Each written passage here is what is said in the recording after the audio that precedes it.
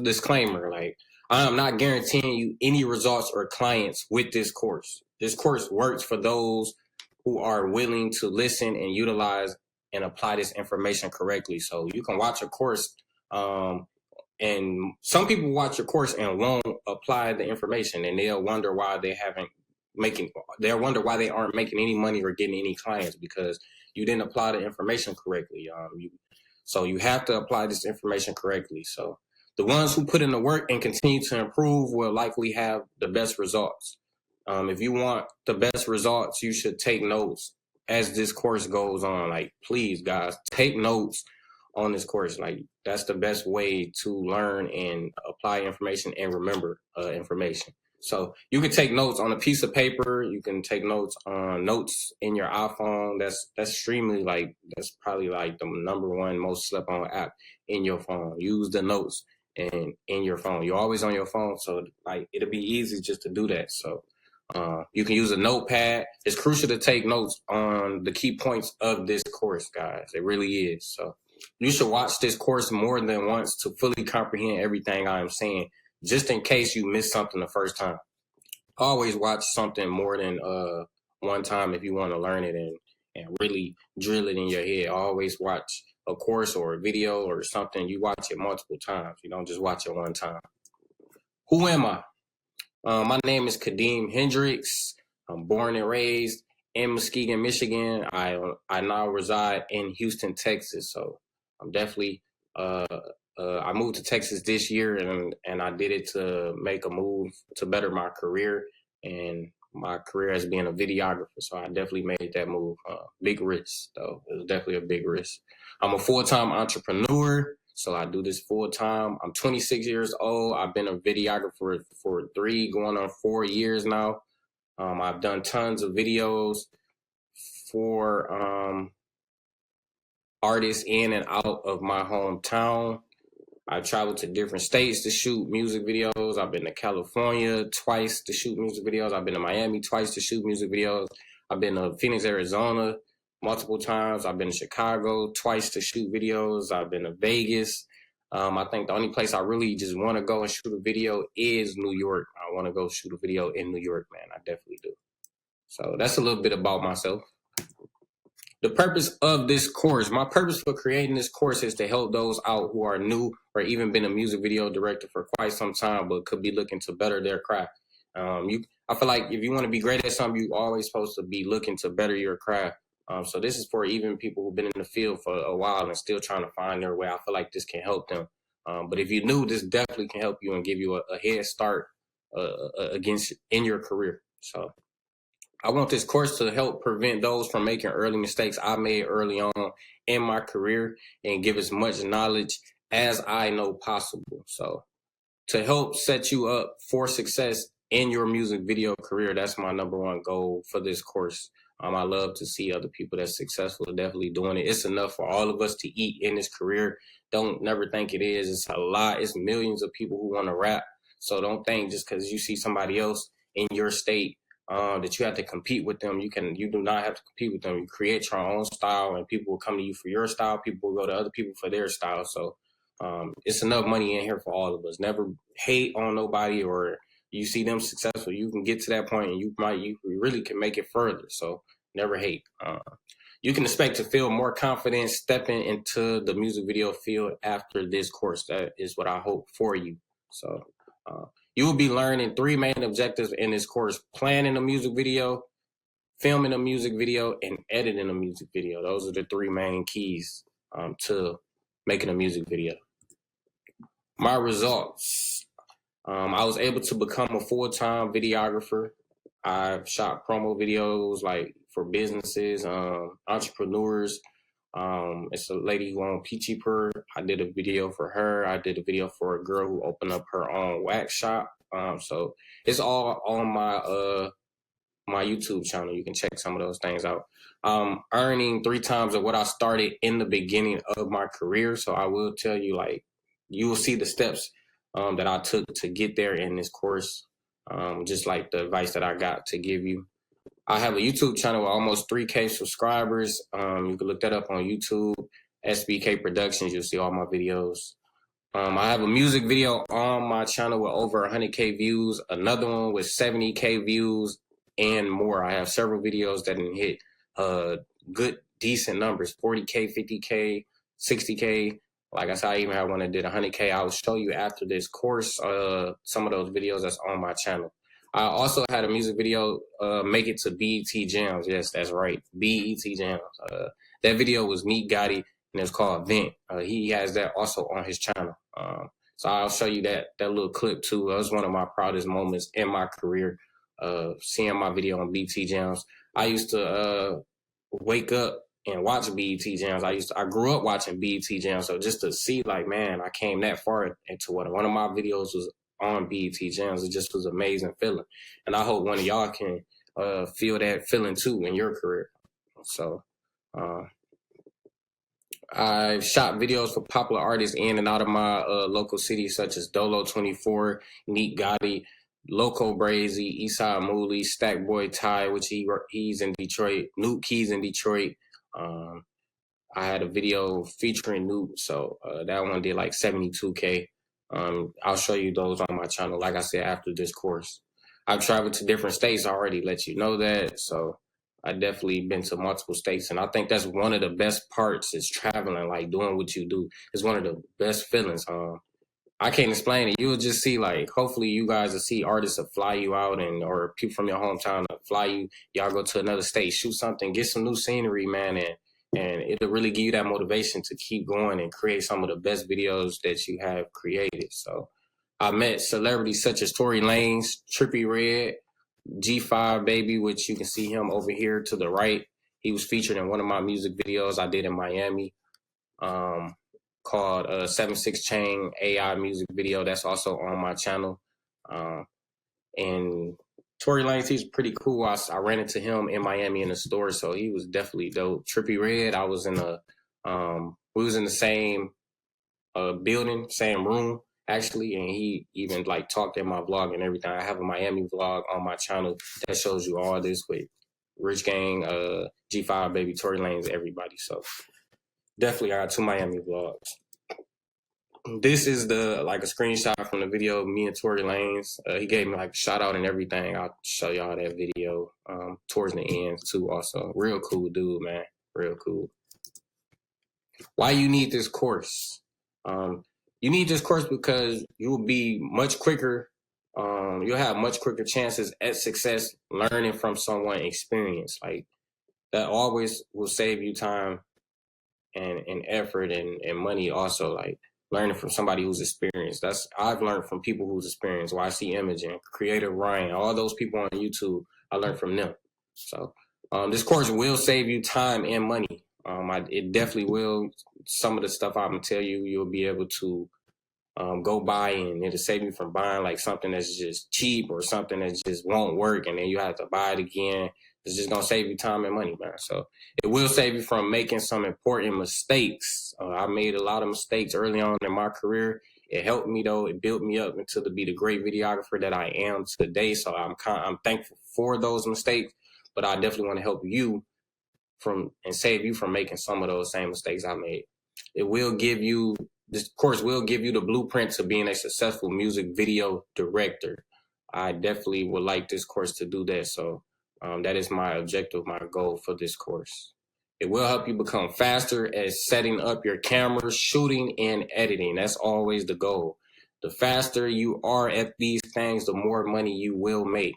That is just shooting, setting up your camera, setting up your scenes. Like, once they see you just know how to do, you know what you're doing, you're going to make money, man. You're going to make money.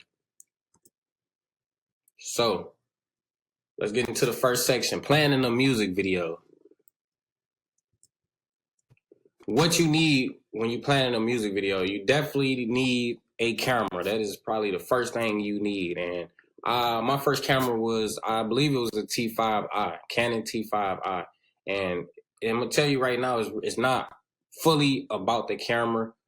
You can have a cheap camera, but you can have a good lens, and you won't even know that it's a cheap camera. You honestly wouldn't. Of course, you don't want to go super cheap with everything you do. Cheap means you always end up spending more money. Like that's just how it is, like in this world. But definitely you need a camera. Canon T5i, Canon T7i. I had one. Canon 70D. I had that also. Canon 80D. I had a Canon 90D. I recommend all those cameras. Those cameras start off probably like at 400 or 500, and it goes up. I just had a Canon 90D. I sold that one. I'm trying to get the ESOR, and now that's my next camera I want. I recommend the Sony A6400. That's what I'm using now, and I love it. But I'm definitely ready to get back to being a Canon person. So the Canon ESOR. Panasonic GH4. I had one of those. I like those. The Panasonic GH5. I'm thinking about getting one of those, but I recommend all these cameras is cameras that I recommend. You can go do your research on them and choose whichever one is best in your price range. But like I said, it's best to get a good camera that costs. It's best to get a camera. Like, don't always go cheap. Sometimes you get that 90D, save up and get that ESOR, because they will last you a great amount of time. But like I said, you can get a decent sized camera and get a nice lens, and you won't even know. You know, it'll still look crispy, but you want to get both. So you need a camera lens also. A Canon 50mm 1.8. That's a close-up lens. It's a prime lens. A Canon 24mm 2.8 wide-angle lens. A Canon 18 to 55mm STM lens.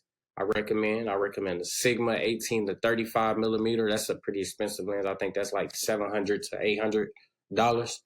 But that lens have lasted me a couple of years. So I love that lens, man. That lens is definitely a good lens. A Sony 18mm 1.4 lens, I recommend, and a Sigma 30mm 2.8.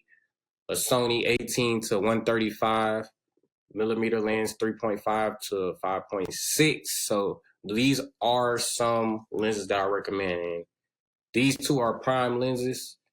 That's that's the stock lens. So all these lenses I would get. You could look these up. These Canon 50mm is probably like $100. This is probably like $120, $130. So, and these are decent sharp lenses. So you definitely want to get some of these lenses, man, that I'm recommending. You also need a stabilizer when you are shooting music videos. A stabilizer helps smooth out your shots, like for walking and moving, and it's not going to be jittery. It helps smooth out your shots and make it smooth. So some stabilizers are a DJI Ronin M, a DJI Ronin S, SC, a Zion Crane. I started off with a Zion Crane 1. I now got the 2. I also have a DJI Ronin S. I'm still trying to jump over into it. I'm just so hooked onto my Crane and using that I don't want to switch over. I done had the DJS for about some months, and I only used it once. Literally, only used it once. I just won't switch over. I don't know what it is. A Zion Crane M2, Glide Cam HD 2000, Steadicam. Glide Cam and Steadicams, these are electronic gimbals right here. A Glide Cam is like a manual gimbal. Like, it's like literally you set you set the Glide Cam up, and it's like you do the movement, but it's not electronic. So that's what those are: a Steadicam and a Glide Cam. You can search those up also. You need a drone. It's not mandatory that you have a drone right away, but it definitely will give your footage a lot more to work with, and it'll make it stand out more. Drone shots are just amazing, just seeing drone shots from above. So I definitely recommend getting a drone. DJI Mavic Air, I've had that. A Pro. DJI Mavic Mini, I have a DJI Mavic Mini right now.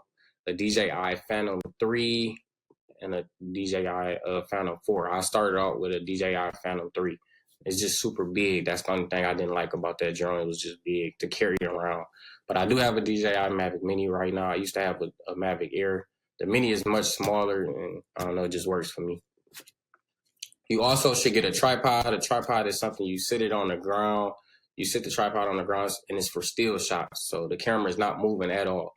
I definitely recommend you getting a tripod. Still shots in music videos are like underrated. It really just give it a different kind of look. I still use it. A lot of people I don't see using tripod shots, but you can do head shots with a tripod. You can do all kind of shots with a tripod. So you can get those on Amazon. It's called a 3-pod.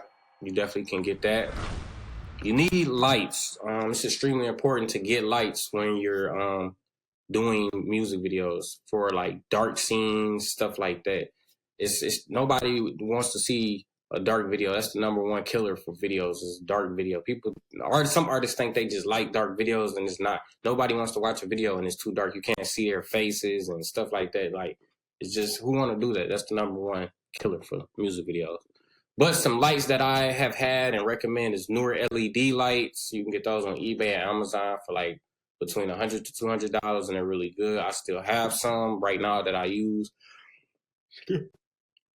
Oh, excuse me. I still have some that I use. You can get ring lights. I don't recommend ring lights, but you can get ring lights. A Godox ML60, that's a light that I have in my collection. Soft boxes. Sometimes you don't always want hard lights. You want some soft lights in the room. You don't want hard hitting lights on everything. So I do recommend getting some soft boxes. And of course, when you're outside, it's not always plugs outside. So you want to get some batteries for these lights there, and you can just hook them up in the back, and you don't need a cord, no cord. Like, think of how easy that would be for you. So some batteries is a battery MP960 batteries. You also should purchase extension cords too, because you never know if you got to use extension cords and plug the lights up. Just in case you don't get batteries to him, it's best to get extension cord. You need a speaker, a portable speaker. So some portable speakers is Boost Soundlink Revolve on speaker from Walmart. I have one of those. I also have a Boost Soundlink Revolve. I recommend a nice size speaker. The easier the camera can hear the music, the easier the program can automatically sync your performance clips to the original song. That's extremely important. It's gonna save you time and on your editing if your camera can hear the music. So you definitely can get a speaker. You need a portable speaker so you can hear the music, playing the music also for the artist to perform to. You need a computer when editing. You gotta have a computer. How else you gonna edit a music video? Apple Mac, MacBook Air, HP. You can get. I recommend a desktop before getting a laptop. It's just easier to edit on. I love editing on my desktop over my laptop, but I do my laptop when I'm traveling. So you need something strong enough for editing. I have a Apple Mac. I have a MacBook Air. I have both of those, and those are what I'm editing on. So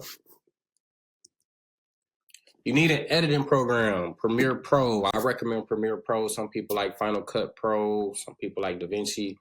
But I have Premiere Pro. That's what I edit on. You need an editing program. That's the best way you're going to edit music videos. So you need a hard drive also to save your music videos on and edit off of. Sometimes the hard drive that's on your computer, you got so much stuff on there already from your computer already that it's hard to edit music videos on there. And the slower it is to edit music videos on your editing program, the slower your program will go. So you need a hard drive. You can get a hard drive from Walmart.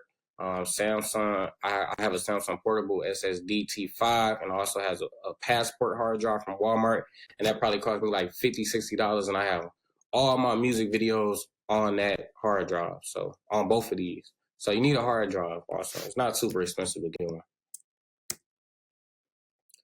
Okay, so let's talk about finding clients. When you're first starting out, I recommend you starting with a friend or someone you know who do music videos. Extremely important. You're not going to instantly run into people who trust you to shoot their music videos. It didn't happen to me like that, so I know it probably won't happen to you like that. You should offer them free video or free videos.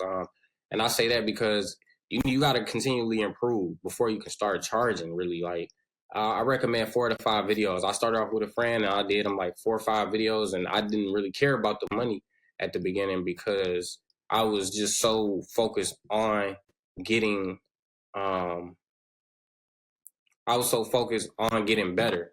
So I was having fun going out there in the field shooting, man. I was having fun. So I recommend finding a friend or someone you know who do music, just close with them and offer them some free videos. Who's gonna turn down free videos? Nobody's gonna turn down free videos. So the better your work progress, the faster you can start charging for your work. So that should motivate you to continue to get better, to be decent enough to charge for your music videos, I recommend definitely you got to get better, and that's when you can start charging for your work.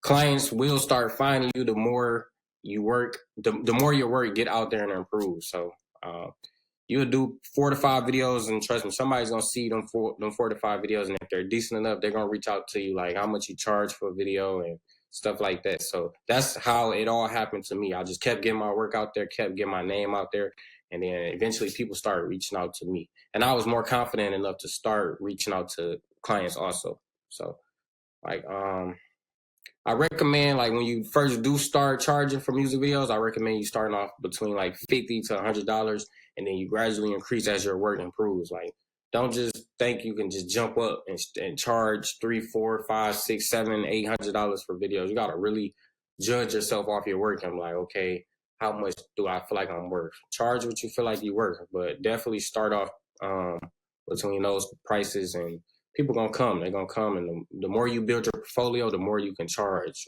on your prices. So you can also reach out to some artists and let them know you do music videos. When you're confident enough, reach out to some people. Let them know, like, hey man, I do music videos. I'm reaching out to you. I just want to, if you want to collab, check out some of my work. You know, stuff like that. Just stay in touch with them, man. So you definitely can do that. Man, let me get this off of the bottom of the screen, man. What is this? Hopefully it's off the bottom of my screen. So, all right. So charging too high can instantly kill your chances of getting clientele when you're just starting off. So I already warned you about that. Like, don't start off too high. Gradually increase as you get there, but do not, of course, don't just cheat yourself either. But judge yourself, man, and you will know what you feel like you're worth. Definitely. Never compare your price to other competitors. Focus on you. Stay in your lane. When you start comparing your prices to other people who's shooting music videos, it's gonna kill your motivation sometime. Or you might start charging too high. You might feel like you gotta charge lower than him, and it's not always the case. So you charge what you feel you charge. People gonna come to you for your work. People gonna come to somebody else for their work. That's just how it goes. Pricing a music video is 4 key factors that go into pricing a music video. Hold on just a second, man. Let me take this off of the screen, man. Just a second. All right, y'all. So I'm back. I had to get that off of the screen, man. It just was too irritating for me seeing it at the bottom of the screen. But let's get back to the presentation. And now I gotta wait for my slow computer to load back up. All right, let's get to it.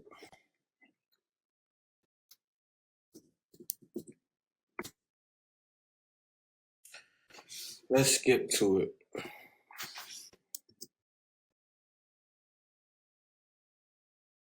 Man, when you done did so many music videos on your computer, I gotta clean my computer out definitely, because my computer is like super slow.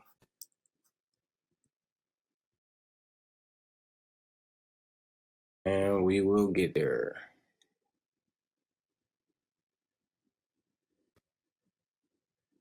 Let's go. Sorry about the wait, y'all. Sorry about the wait. Come on, man. This computer is definitely slow. So when pricing a music video, it's 4 key factors in it. Travel, props, equipment, like rentals. And if you got a crew, if you got a team, like, you're going to have to pay them. So that should go into the pricing. Editing, time and effort. So those are the main 4 factors that I believe that goes into pricing a music video. I personally can't tell you what I think you should charge, because everybody work is different. That's just something you can't let somebody else tell you how much they think you're worth. Nobody knows how much effort you're putting in, how much time you're putting in, like the stuff you have to pay for, none of that. So the area you're in sometimes matter on what you're charging, the equipment needed, to travel, effort. And when I say the area, I mean, like, you could be in a big state. Like, I'm in Texas, so to get around is much longer. 5 minutes here is probably 20 minutes. 20 minutes here is probably 5 minutes back home. So in Michigan. So that's what I'm saying. I'm in a much bigger state. To get places is gonna take more time, more gas, stuff like that. And then of course is bigger areas here is more scenery, stuff like that. So you can probably charge more in a bigger state than versus being back home in a small town. You know, most people don't have a lot of money there, so you may have to lower your prices a little bit. And that's just sometimes how the game goes. So you may gotta lower your prices in a smaller town, but it's just really all about that value, what you think you should charge. You believe in yourself. You know, that's just something that I think is all into you. If you need to rent equipment, you should add that in the pricing. You might have to rent cameras, lenses, stabilizers, fog machine, a car, different kind of stuff. So that all should go into the pricing of your music video always. If you have to travel, such as a certain distance, a new state, plane tickets, hotel, rental cars, or city, you should add that in your pricing. I have, like I said, I've been to California several times, Miami several times. I've been to Phoenix, Arizona, and every time I did that, the clients paid for the video. They paid for the video, the plane ticket, the hotel, everything. They paid for all that. I didn't have to pay that. And normally me and the artist from my hometown, we flew to a new city and shot a video. So they pay for everything. That's just how that goes. You add that in the pricing. Definitely don't be afraid. You don't want to come out of pocket for that type of stuff. The artist's supposed to come out of pocket for that. So the amount of effort you have to put in the video should go into pricing also. Time far as if it's an all-day shoot, if it's going to take a couple hours, you need to know how long that's going to take. If you're going to be there all day, you don't want to charge the normal price. That's your whole day of shooting. You could shoot 2 music videos in one day. So if you're going to be shooting all day for artists, you want to charge them for an all-day shoot. But most of the time, a shoot should only take a couple hours. It don't take more than 3 hours, really. I'll say more than 2 hours. So definitely your time goes into the pricing. Charge a flat rate, and then, like I said, just go over from there. Also, editing, which if you have to edit or pay someone else to edit your videos, that's just how it goes. If you got to pay somebody else, you're going to have to charge, you got to charge a little extra. If you're paying other people to edit your videos, sometimes they charge more than what you would charge to edit a video. So you may have to put that into the pricing of the video. I know some people who don't edit their videos. Like I've paid people to edit some of my videos, so I know what it's like. That's just how it goes. I recommend having a flat rate music video price and adding any extra needed fees on top of the music video price. That's just what I recommend. That's how I do it. I got a flat rate, and then if they do extra stuff, I just add it on to the price. So let's get into planning a music video. When planning a music video, the first thing you should do is listen to the song several times, come up with ideas and a vision. And that's what I do.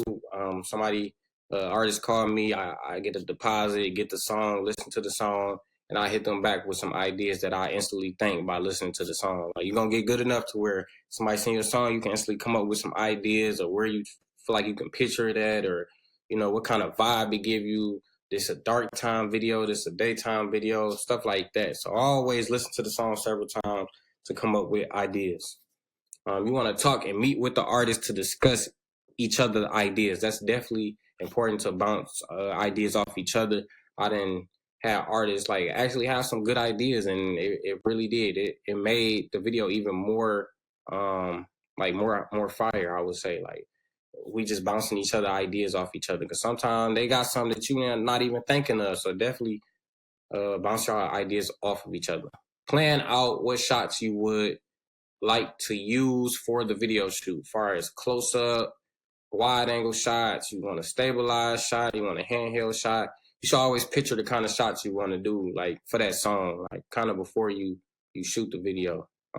It just help you with a faster shoot. Like I said, the faster you are, the more money you gonna make.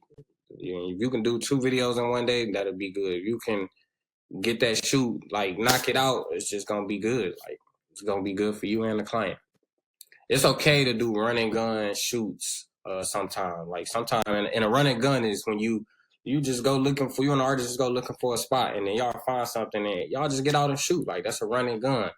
Y'all, sometimes them have been some of my best videos, honestly, like run and gun shoots. We just found some fire looking around. We couldn't find a location. We just riding around listening to the song, and we pull up, found something, shoot. Like them have been some of my best videos, running gun shoots. Not all playing videos have just been my best videos. So discuss if the video should be in the morning, during the day, or at night. Like that's important too, because some songs sound like they're meant to be shot at night. Some sound like they're meant to be shot during the day. You don't want to just have a different vibe from the song. It's all about the vibe of the song. If the location ain't right and during the day, it'll throw the song off. So definitely discuss that with the artist. Location scouting. When location scouting for a music video, always match the vibe of the song with the location. You always want to do that, always. It's extremely important to throw the video off if you do not match the vibe of the song with the location. If the song is a smooth song, it should have a smooth location. If it's a sad or a slow song, it should have a location that give off a feeling, such as the beach. Like everybody know the beach it makes you think. It makes you just think about life, stuff like that. So if you got a song that's like a sad song or something, the beach is different places around your city. I'm sure that give off that feeling like it just you can just go and you'll find peace at those places. Like so, you gotta learn how to match that up. If it's a turn up or a trap song, it should be in the hood or around abandoned houses, buildings, stores, liquor stores, or inside a house. You just definitely gotta match the vibe of the song. I done shot turn up songs in the parties before, abandoned buildings. I done shot in stores, inside houses. Inside houses be having like some of the best looks, like their basements, the kitchen, or a hallway. It's all about what type of song it is. So definitely keep that in mind and take note of that. So ride around and do that, definitely. When you're location scouting, always remember unique places you drive past when you're just running errands or your normal day activities. You never know what you may come across or remember. And, I remember a couple times I couldn't think of a location or I instantly thought of one like, ooh, I drove past that. I remember that. I just did that. Matter of fact, with a recent video, I was going to a bar to get something to eat. I had actually got something to eat at the bar this time. And I walked past and I saw it was a spot between two buildings and it was tight out. And I never seen nothing like that. I never had a location like that. And literally, I shot a video like the next day in that little area, and the video came out fire as heck. Like I can't wait. It haven't dropped yet, but it's one of Neat Gotti videos, and it came out fire. And I just came up with that. I told him like, man, I walked past the spot. I think we should do it there, and it just came out dope. So always remember places you drove past or you walked past, or when you running your normal day activities, stuff like that. You should drive around and listen to the song if you can't think of a location right away. Like just think of how many songs you ride around to, you vibing and stuff like that, and you come up and it give you like a vision to it where you just drive and you seeing stuff. You will come up with a vision if you drive around listening to the song. I recommend you choosing the location, but most of the time the artists have a location in mind. That's always been my that's always been my thing, where the artists have the location in mind, and then I can sometimes pull up and shoot and do a running gun there because I have gotten that good to where I can pull up to something and I can instantly make something out of it instantly. Like that's just how gifted I have got at this. But I definitely recommend sometimes you choosing the location. Most of the time. Sometimes the artist, like I said, most of the time the artist got a location in mind. Don't be scared to speak up if a certain location don't fit the vibe of the song. You can't always let the artist just do exactly what they want, because sometimes they just don't be knowing what they doing. You know how stuff is gonna look in the post. You the one gonna have to make that video look good. You gonna have to edit it. You gonna know what it look like. It affects everything. You gonna know that. So don't be scared to speak up and tell the artist like, no, I don't think this fit the location. I'd have had to do that sometimes because the artists think that location fire and it just not. Like I literally saved the video from just being horrible by telling the artist like this didn't fit. He was trying to shoot like this backyard and I just like, nah, this ain't it, bro. And we went to found a whole nother location and shot the whole video there, and that video did almost 10,000 views. So don't be afraid to speak up and tell the artist that. Filming a music video, that's the next step. Choosing the right equipment for filming a music video. You want stabilizers, lenses, and lighting. Choosing if you need a stabilizer or not for the shot. That's extremely important. Sometimes you might need a stabilizer, sometimes you might not. every video does not require stabilized shots. I'm gonna tell you that now. I see so many people just instantly they use stabilizer shots every time for every video, and it don't need that. Every video don't need that. Every vibe of the song is not meant for stabilized shots. It's okay to use handhelds, especially for tight spaces. Like you can't get a stabilizer in a tight space and move around. A stabilizer is meant for moving around, and you're able to move around more with a stabilizer. So you can't do that in tight spaces. And handheld give off that real feeling, that real type of feeling like they there. So I definitely recommend using handheld. You just have to be smooth. You have to control your movement with a handheld, or it can be shaky. And shaky footage is horrible. So you got to learn how to control your movement with using handheld. Decide what lenses you need, and focal lengths you want to use. Like if you want a close up, wide angle, medium shot, or a long shot, you need to decide that definitely when you're choosing also the equipment. Choosing the right lighting. You first need to decide if you're able to use natural light from outside. If it's an outside scene and it's during the day, you won't need lights. No, you will not need lights. Even if you're in the house during the day, sometimes you won't need lights. But most of the time in the house, you probably will need a light. But if you're shooting outside during the daytime, you won't. And then find secondary lighting if you need, like if you're in a house, find windows. If you can open windows if you need to, lamps, TVs. You can use those for extra type of lighting. Also add your own custom lighting, LED, ring lights, or soft boxes. Sometimes you may not want to open the windows. You just want the house just to have that where you can't see outside type of look. You don't want no light coming from outside. So you can use your own lights and set those lights up. Also make sure your lights is just not, make sure they're even. Make sure sometimes you might use one light, you might use two lights. But make sure the lights is not too close to the subject face to where it's just shining hard off their face, and make sure it's not too far back. You got to make sure it's just right, just right on them. And you don't want to have your shadow in the light when you're shooting. So you got to have them spaced out from you also. Choosing the right filters. On your lenses, they make lenses. On your lenses, they make filters for the lenses. You can get an ND filter, which is a neutral density filter, and that lowers the amount of light and exposure that comes in the camera. And because sometimes your camera is too much light outside, and it'll just overexpose your shot instantly, automatically. So no matter if you get your settings right, it is still overexposed the shot because it's too light outside. So you need a ND filter, and that'll save you. I've seen so many videos where it's just overexposed on the outside, and you could tell when it's overexposed just because it's just too bright outside, and you could tell because the images still be sharp, but their highlights are just blown out. It's just the clouds is just super bright, but the subject is exposed right, but behind them is not exposed right. That's when you can tell if they should have had an ND filter. So I recommend you definitely getting an ND filter to save you, man. It lowers the amount of light and exposure. You need a UV filter, an ultraviolet filter. It reduces UV and haze that comes into the camera lenses. So you need a polarizer that manage reflections coming into the camera. So like if you're shooting through a window or something like that, a car window, it can manage the reflections that's coming through those windows, definitely. So you need a polarizer. I recommend these 3 filters, and they're not much. They usually cost like probably $20, $30. Some of them I've seen even cost $10. So an ND variable filter, definitely. Setting up your camera.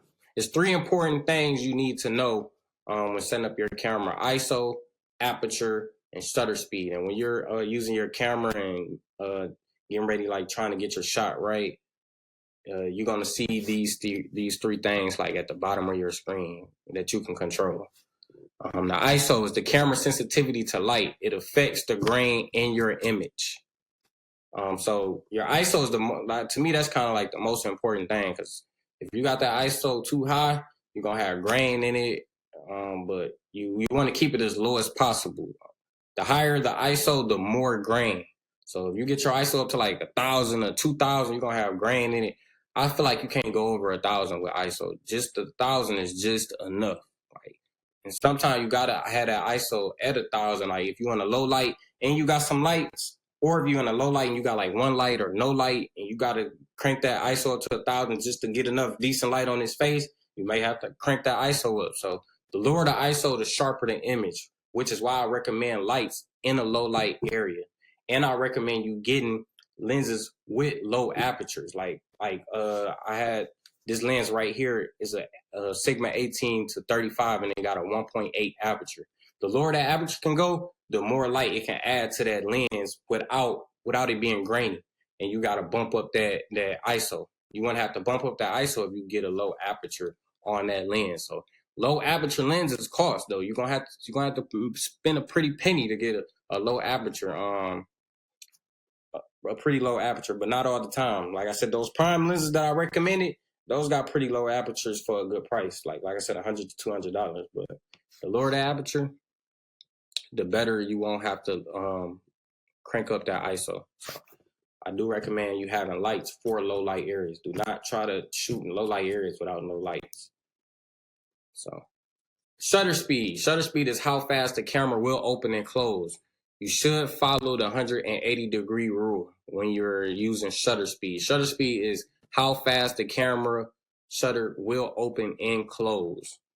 Your shutter speed should be at least 2 times your frame rate. It should be normally 160. So like if you're doing 1080p 60 frames, it should be like 160. If you're doing 1080p 24 frames or 34 frames, it should be like 125. So always keep that rule for your shutter speed. Like I said, you'll see these at the bottom of your camera: the shutter speed, the ISO, and the aperture. Turn up songs sometimes look good with jittery shots and movements, which require a shutter speed to be higher, such as 250. So like you can move that camera and like make it jittery. Like you can do that and get that look if you bump that shutter speed up to 250. But don't keep it at 250 for every shot. Only for that shot that you want to look jittery and movie and stuff like that. You put that at 250, but normally keep it at like 160 if you're shooting 1080p 60 frames per second. Always look your camera up on YouTube to see the best video photo settings if you do not know what settings to use for your camera. I do that all the time, even with new cameras. I look up the best settings for my camera because I want the best settings to come for my camera. It's more settings than just ISO, aperture, and shutter speed. You want to make sure that the background settings is A1. So it's always somebody on YouTube who got your camera and they know the settings for the background. So definitely look that up for your camera. White balance. You need to choose the white balance also when you're doing your music video. So white balance is the color temperature of your image under a particular light source. You will see something in your camera that says white balance when you're setting up your settings on your screen, trying to set up the ISO and all that. You'll see white balance. And a white balance, I usually recommend leaving it on auto. But it's a color profile, a preset. You need to also have a color profile on your camera. Every camera have color profiles. A color profile is a preset or a custom color that's a custom color space in the camera. It affects the color tones of the image. I recommend leaving it on auto. So, well, actually, I recommend leaving a white balance on auto, not the color profile. The color profile, you have to definitely bring that out of the computer to in your camera. So you'll know color profile. If you don't know what a color profile is, look that up on YouTube for your camera. Frame rate or FPS, the amount of frames captured per second. The industry standard is 1080p 24 frames per second, but I recommend 60 frames per second. That's what I use, 1080p 60 frames per second. I don't use 1080p 24. That's what they recommend, but I don't use it because you can't slow down the performance shots in the editing program. In today's music videos, people were slowing those shots down during the performance, not just separate slow motion shots. So that's why I recommend shooting at 1080p 60 frames per second. It still gives me a crispy look. People still tell me all the time I got good quality video, so I just don't shoot in 1080p 24 frames per second. I have not been able to slow some performances down just for that reason. And I'm like, man, I should have shot in 1080p 60. So, like I said, I recommend filming at 60 frames per second or higher for slow motion. You're able to slow it down in the post and editing program. That's extremely important. Filming performances. You should always prepare for your video shoots. Like I said, you don't want to show up to the war blind. Like you got to prepare. You're gonna have your gun, your ammo. You're gonna have everything. The bulletproof vest. You're gonna have all that. So I definitely always think you should prepare for your shoots. Like I said, listening to the song, pitching out some shots. You even write down a shot list if you need to. Create a treatment for the video if you need to. Definitely do that, and it will help you flow through that video performance, man. Like it'll help you flow through it. Some people need treatments to do their videos. Some people don't. The artist should perform the entire song each take. So each performance you do, make sure the artist do the entire song. Some artists think I want certain part of the song to just be this scene right here. Like they'll tell me that, I'm like, still perform the whole song, because they may think it'll look right like that in the editing program where they just want that certain scene for that certain part of the song, but they may not even have enough footage, and they may need to do that whole take, and you may need that whole scene and take for the whole song. So make them perform the entire song each take.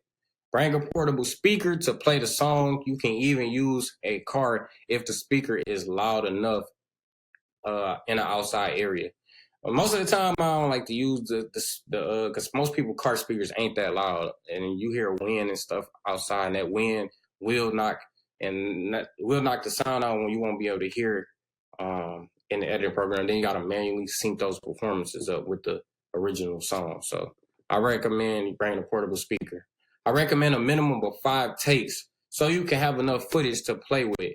Every scene may not be perfect, so I recommend doing like 5 takes for each like location. I just definitely, you rather have too much footage. You rather have too much footage than not enough footage. Basically, you want as much footage as possible. You should do a minimum of 2 angles for each setup, like a wide angle and a close up.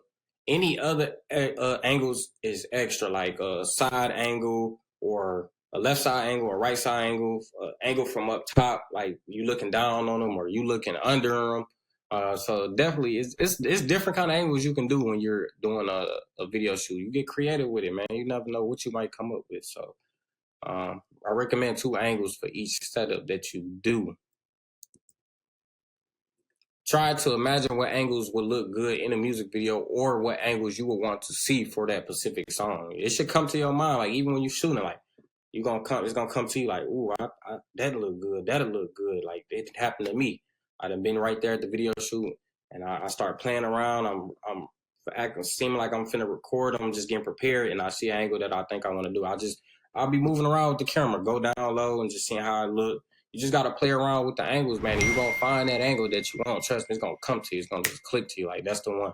So, camera movement should match the vibe of the song. I already told y'all that's how extremely important it is to match the vibe of the song. Always review the footage after each take or after the video shoot. It didn't happen to me. I didn't have some mistakes like that where I didn't look at the footage and it didn't come out. The artist was too lazy or didn't do something, or they're looking to the right, looking to the left, looking down, looking, just stuff like that. Like you got to review that footage and make sure if you need to do that takeover, do that takeover. I also recorded my whole video in 1080p 24 frames per second, and I then switched to 680p for the slow motion. I forgot. So the whole video, I couldn't really slow down. I had to literally, it's like a back way that you can slow up 1080p 24 frames per second. You got to look that up on YouTube. And it's just going to take too long. You got to do every slow motion shot. You got to do all this stuff to it. It's just too much. That's why I shoot the whole thing in 1080p 60 frames per second, because I forgot to actually switch to 1080p 60 frames for the slow motion, because I was so busy trying to focus on recording in 1080p 24 frames per second. And I never forget that, man. I did the whole video shoot like that. And I had to, that video shoot took me a minute because I had to manually do that slow motion at 1080, 24 frames per second. So walking scenes normally require a stabilizer. It helped the shot be stable and not shaky while moving. So stabilizers is more, they come in handy more than you know it.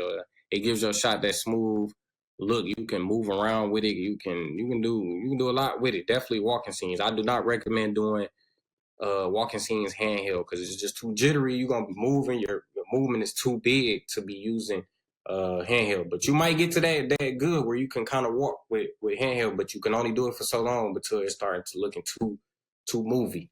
So no matter what camera movement you're doing, have control. Jittery and shaky camera movement look horrible most of the time. Only if you in a turn up song, you trying to get that look, like I said, you cranking that shutter speed up to 250, it's gonna look good. But most of the time, I can spot jittery and shaky camera movement out of nowhere, and it looks horrible. Even in professional videos, I have seen some jittery and shaky camera movement. It just don't look good. It's amateur looking to me. Like it's not. You can spot an amateur out because they're even with handheld. You know, a professional know how to control it. He's not gonna do too much moving, but you can tell some shaky and jittery camera movement. So it's different kind of camera movements. Handheld is high energy. Like I said, if the song is a high energy song, you're moving. You're moving with the artist. Even if he's moving a little bit, you moving with him. You giving that high energy camera movement. You can move with him. If it's that turn up song, don't be scared to move, but have some control. You know, move. I'll be moving with him. If you look at some of my videos, you'll see me. I'm going in and out, or just moving with him. Some subtitle movement. That's pretty smooth movement, I would say. To like smooth songs, you're not doing too much movement. You're just, you ain't gotta move too much. You really dang there standing still, but you just don't move for real. It's for smooth songs in this handheld. Back and forth movement.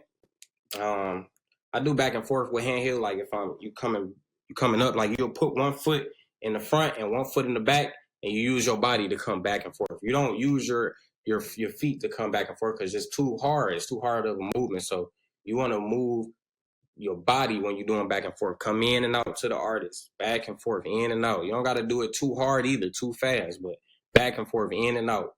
Definitely use your body and not your feet when you're doing back and forth. Half rotation, you just really like you got to move. You use your body for that too, and you just like kind of half rotating around the artist. But you gotta really have control of that handheld.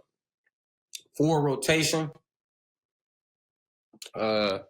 it's really hard to do full rotation, but you can do it. You can walk around the artist and do full rotation, but you gotta have that camera by your chest, and you gotta make sure it ain't moving. Make sure it's not looking rocky and shaky. So you can do full rotation. Tracking, you can definitely do that. Also, it's like tracking the artist. Just basically you going wherever he go. Stabilizer, in and out. In and out with the stabilizer is coming back and forth to the artist, and those shots look good. You coming back and forth up into the artist. Semicircle, that's half circle. That's a half circle. So you just go on around the artist, like back and forth, halfway, not all the way, halfway, and then back and forth. Full circle, you're going all the way around the artist. So a full circle sometimes look good. You can see it in shots. An artist can be standing up on something, and you going around them, or artists be back to back with each other, two artists, and you going around them. Like full circle shots look good, and it's underrated. It definitely look good. Swinging is you just coming back and forth like a V, not like a V, like a W or something. Like you just back and forth, but you swinging with it. You just back and forth. It's not in and out, but it's back and forth. Like I said, it's like making a W. You just coming back, coming forth. So swinging, that's what that basically is. Tracking is you moving where the artist move. You moving where the artist move, or you moving the opposite way the artist move. But that's tracking. So if the artist go left, you go right. If the artist go right, you go left. Or you can do it if the artist go left, you go left. The artist go right, you go right. The artist come up, you come up. The artist go back, you go back. So that's tracking. Filming B-roll and directing talent. Always film extra footage for B-roll. Slow motion. And that's what B-roll is. B-roll is slow motion. So B-roll can be an artist doing certain things or random stuff related to the song. You just don't understand how underrated B-roll is. Like, it could be random stuff. You can also film random things at location, like painted walls, cars, street signs, lights, bottles, money, people dancing, dogs, objects inside houses, stoves. It's everything. Baking soda.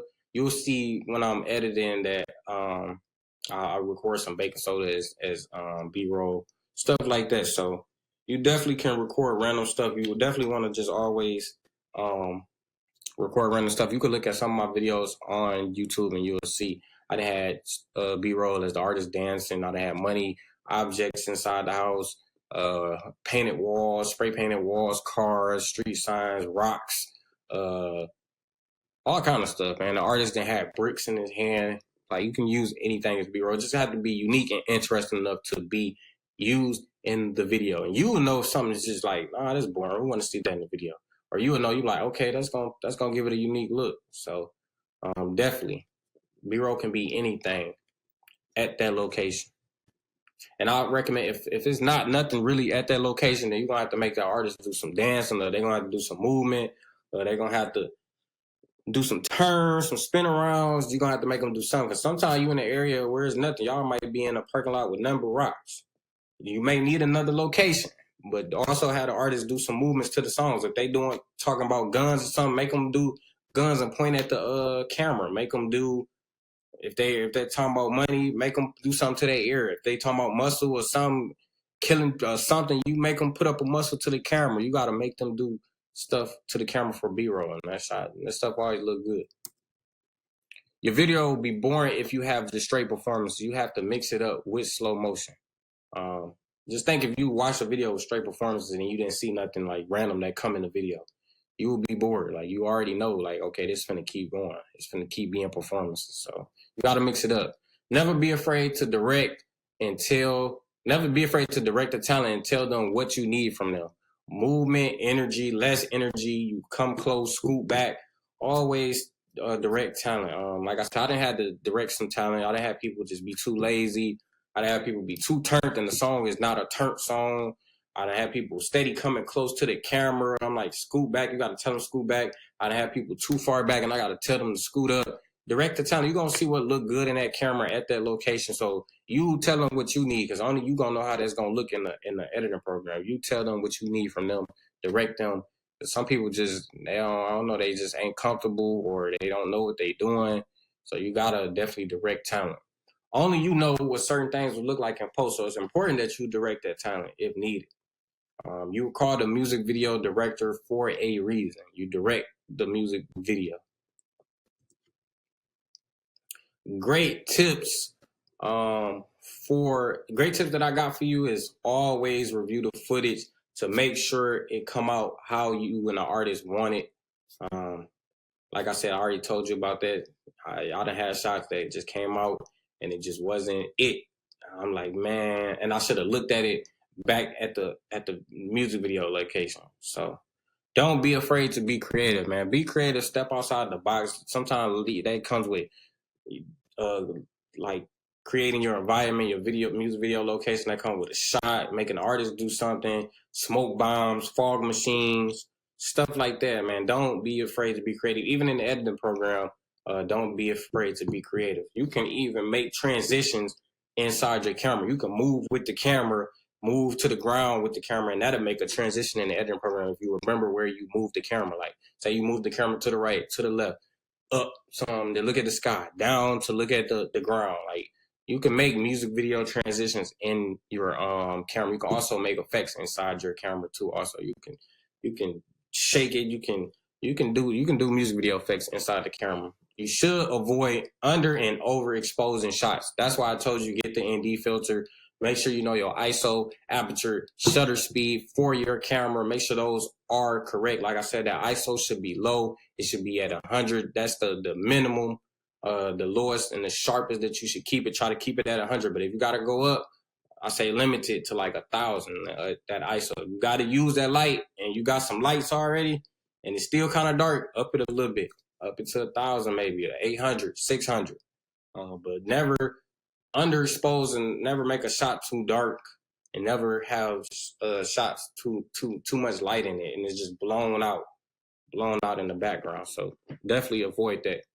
Prepare for shoots is better than showing up blind. I told you, I was like going to war with no bullets, no guns, no vests, and nothing like that. You definitely want to prepare for your shoots.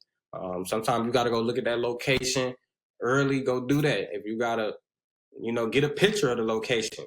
Have them send a picture of the location if you can't make it there. At least you know what it looked like, and you can start picturing out some shots. So definitely prepare your shoots. So shoot, you got to shoot to get better, and clients and money will come eventually. That's just the law of this, man. That's just how it works. You got to want to improve. You got to want your videos to look like top notch videos, even if you got to get an editor and pay them. So you got to shoot to get better, man. You got to try to become the best editor you can be. Don't be scared to put them hours in on the computer. It might take you days to finish the editing, but you're gonna feel relieved once you finish that edit. Trust and believe that, and you're gonna feel relieved. So your work is a reputation of you, not just the artist. So I'm a strong, firm believer in that. I don't try to put out no work that I really don't like, because that's a representation of my name. You don't know how many times I go in the store, everywhere I go, and people are like, man, I like your videos. I'm telling you, I could be in a chicken place, and I done have people like, you doing your thing with the videos, you doing your thing. Everywhere I go, literally gas station, I done have people talk about my videos everywhere. So believe me, once you get your name out there, they're gonna know who behind that work. So you definitely want to make sure you putting out your best work. You're gonna get a lot of love, and you got to do your thing with it, man. I'm telling you, I get a lot of love everywhere I go. So study other music videos to pay attention to how they do things and make cuts. Never copy. Create your own look and stand out. That's just my advice to you. Never really copy nobody on how they really do things. Create your own look and stand out. Just because they do it like that don't mean you got to do it like that. But you do want to see how professionals do cuts and everything. So, excuse me. You do want to pay attention to that. I always study music videos. I sit up all night, all day, watch music videos and just see how they do things. And you can mimic stuff, but of course you don't want to just full blown copy somebody. You don't want people full blown copying you. But ain't nothing wrong with mimicking some stuff. I like that. Like, I like how they did that. I like how they made that cut. I like that glitch, that effect that they put on there. You might try to mimic that effect or something. So, like I said, never compare your work to other videographers in your city. Dang sure, like, to videographers in your city, never do that. It just, I don't know. I don't do it, and I made it this far without doing it. So, invest in props, prop money, smoke bombs, fog machines, all that can add depth to your shot. Like, I had a music video where it had smoke bombs in the back. It was a red smoke bomb. I had a couple videos like that, and it just, man, it made the video, like, it really turned the video up, man, like, for real. So invest in that prop money. Too many people don't like to kind of use it, but some people do. Like, some people feel like they too real for it. Some people feel like they ain't. But I feel like it's props. It's what you're supposed to use. I kind of actually would rather use some prop money than be on the scene with my real money in front of all these people and stuff like that. People got hidden agendas, man. You just never know. People, they want to rob people. They want to do all this. You around random people that you don't know. So I don't know. I would prefer to use prop money, but I'm not a rapper. So all that can add that: smoke bombs, fog machines, rental cars, all kind of stuff, man. It's all kind of stuff that you can do. So you do all these things, and you're gonna be a great videographer. It's not. Don't overthink this job. Don't think that all this is hard. You just have to apply this information, take notes, apply this information, learn your camera. It's on YouTube. There's somebody on YouTube that has your camera. You can learn those settings on there. Play with your camera. Go out. Don't let the first time you're using your camera be when you go out and shoot a music video. Go out there and just practice recording stuff and see how it look on your camera. You don't want to just straight go to shoot and you never used your camera before. It just don't work like that. So those are the tips that I have for you. And now we're going to go to YouTube so we can see some of these music videos and stuff that I got on the channel. So, man, let's see. Let's put me over here. Let's go back. This is my music video channel. Like I said, I almost got 3K subscribers. SBK Productions, Local Brazy, one of the popular, hottest artists in my city, and we shot this "Been On" in Atlanta. That video turned out dope, so we shot that in Atlanta. Get Off Part 1, 108K views. So I told you I feel good actually seeing my video do 108,000 views. 801 people liked it. Eastside Mooley Get a Bucket, 49,000. 49,000 views. Rest in peace to him. He passed away. Definitely was one of my favorite artists to work with. It just was a sad situation. Local Brazy, Eastside Mooley, Non-Trade, 37,000 views. This the video I shot inside a party. Like I say, you may have to do some videos in a party. 21K views. We shot this Local Brazy Get Off Part 2. We shot that. We shot the Part 1 this one that hit 100,000. We shot that in my hometown, but we went to Cali and shot Part 2 and that hit 40K views. Dolo 24, like he's another popular young artist in my city, got his own channel. 64K views. He's doing real numbers as a youngin', like real. I'm talking about he could be an NBA young boy type. He gonna keep going. He can rap and sing. So go check him out, his channel out if you haven't.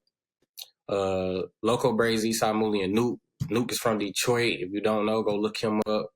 He was featured in this video, 72,000. We shot this in Detroit. We actually went to Detroit to shoot that.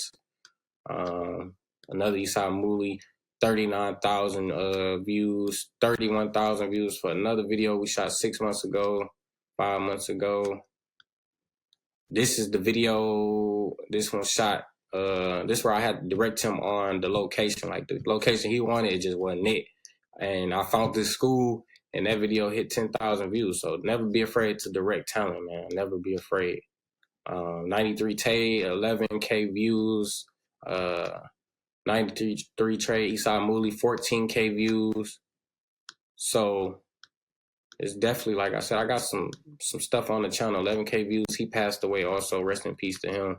It's crazy, man, just seeing some people that I work with pass away. So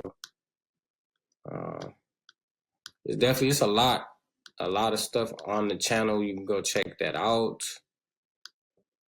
and see what else is on the channel. Let me put myself over here. Let's check out. We're also gonna check out the BET Jams video where I had a video on BET Jams. Like I said, I got a Vegas vlog on my channel, Miami vlog. She opened up the wax shop. I did a video for her. Me and Loco also shot this in Atlanta. We shot both of these in Atlanta. We went out to Atlanta, flew out to Atlanta and shot these two, and they both did pretty good if you ask me. So shout out to Loco, one of my favorite people to work with. It's a lot. I shot a lot of videos, man. Definitely in my hometown too. I got a lot of videos on here, and it's crazy just to see how far I came. And if you just keep shooting, and I just love creating a new video. Like I love accomplishing a new video. BP Mari, Letter to Merv, that hit 18K. Shot that 1 year ago. Rest in peace to Merv. He passed away. That just was a tragic situation, man. So it was a dedicated song to him.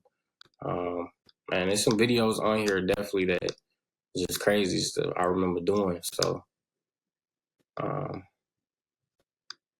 let's see the Miami vlog where I went to Miami and see if I can find Tory Lanez. And then I'll show y'all the BT Jams, and then we're up out of here, man. So let me put myself over here. Miami is lit. It's one of my most favorite places to visit, man. Definitely. I'll always remember these times, man. Artists flew me out, paid for everything, stayed in a nice hotel. Man, Miami just it. I'm telling y'all, I gotta visit Miami. Let me see if I can find this Tory Lanez part. You gonna clap the nigga before right on his pin, right here off your paw. All right, there you go, right here. Shout out my dog SBK, man. You know what's going on with the video. Yeah. ran into him in the store, man. He shouted me out and everything.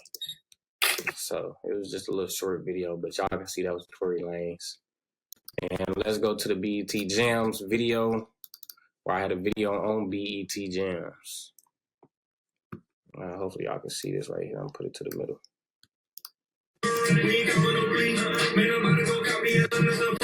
See it say BET Jams right there.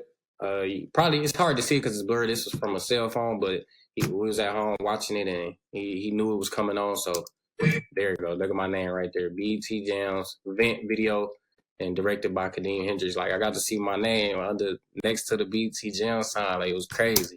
Yeah, Kadeem.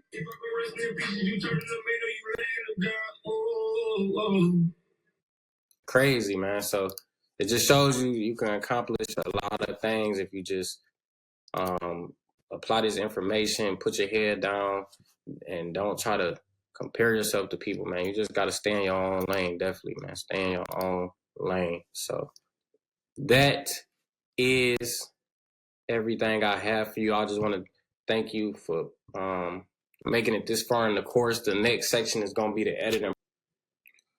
All right, y'all. So y'all made it to the last process of making a music video, and that's editing the music video.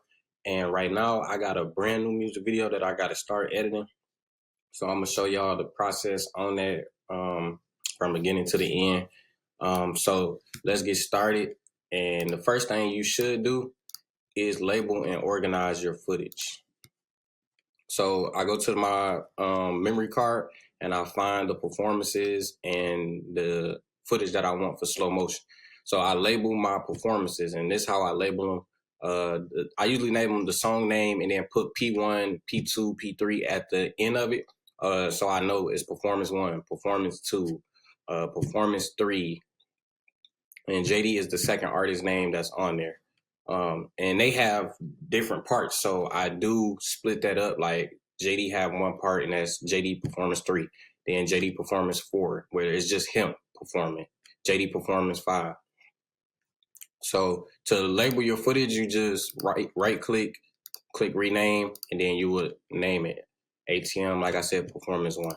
And then for slow motion footage, I just go to the footage that I want for slow motion, and I right click and label that ATM B-roll. B-roll is, of course, slow motion. So you want to name that. And when you name them, it's just going to help it easier in the editing program. So you could just grab and go and transfer it over to the editing program, and you will know what it's for. So, okay, I got my footage labeled. Let's go to the editing program and start. So you would click new project. I use Premiere Pro. Some of you might use Final Cut Pro, DaVinci, all that. I don't use none of that. I've never used Final Cut Pro. So all I can tell you is for Premiere Pro. So for the title of the name of the project, I'm gonna just put the artist name 24 Neff. And then I put an X, put the second artist name JD, and I put the song name ATM. So for video and render playback, I recommend using the GPU acceleration one, the recommended one. For video display format, I use time code. For audio display format, I use audio samples. You can't touch this, the capture down here. For HDR graphics white, I use 100. The 100, you see it down there. Then for up at the location, I hit browser. You want to save that to your hard drive. So this is my hard drive right here. I click choose, and that's where the file will save to. Go to scratch disk for capture video, capture audio, video previews, audio previews. All these things you want it to save to that hard drive also. So if it's not saved to the hard drive, you click browser and you click the hard drive, and you do that for every one. And down here, you click the Macintosh HD, like your whatever the little hard drive is that's on your computer for the motion graphics. And for ingest settings, you really can't touch this. So, okay, I click OK, and it's gonna now open up the editing program. My computer is a little slow. It's been through tons and tons of music videos. I gotta clean it out. Then I put tons of videos on it, back on it. So my computer is definitely like slow. It done been through some music videos. So we're waiting on it to come up. All right, so the editing program came up and you got your timeline right here. I always click editing timeline, not the color. That's when you color grading and stuff like that. So I don't use that. I usually click the editing. First thing you do is click file. Man, this computer is slow. Come on, come on, come on.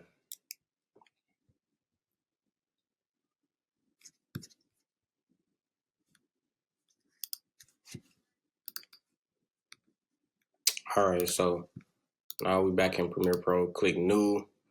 You click sequence. Let it pop up.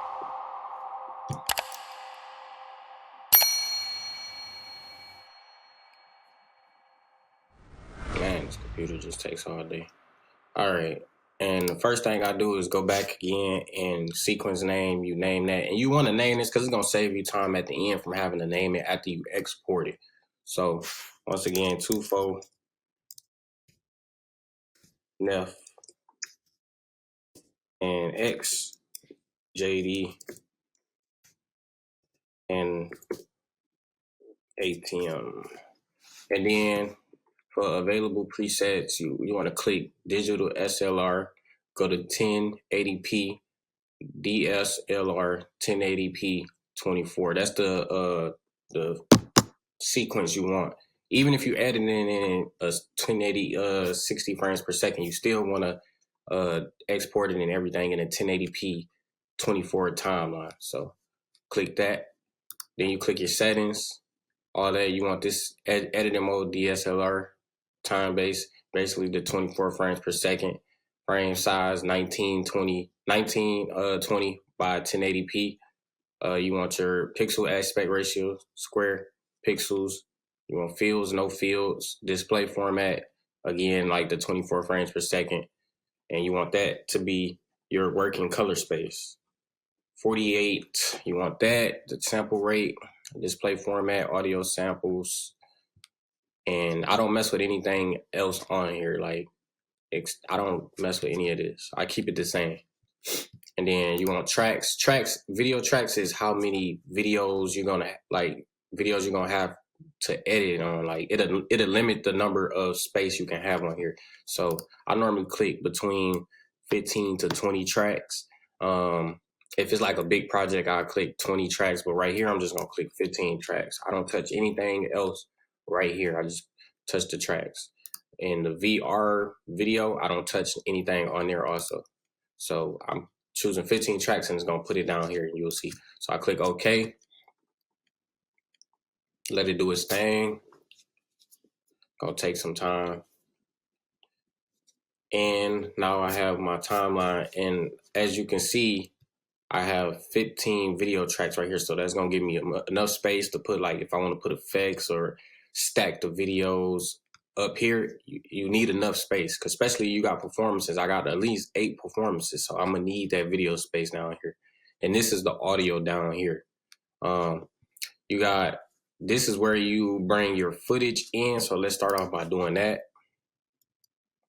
Let me go to the footage, and it is all down here. So you can highlight this, and I got the song also next to the video file. So you can highlight all that, bring it over here, and import it over into your editing program. And you got to let it do its thing again. Like I said, this editing, it takes a little time. So I can't forget this one either, JD Performance 3. I'm not going to insert the B-roll. Well, I'll just do that now, just to show you guys, because I'm going to have to show you guys how to put B-roll in it also.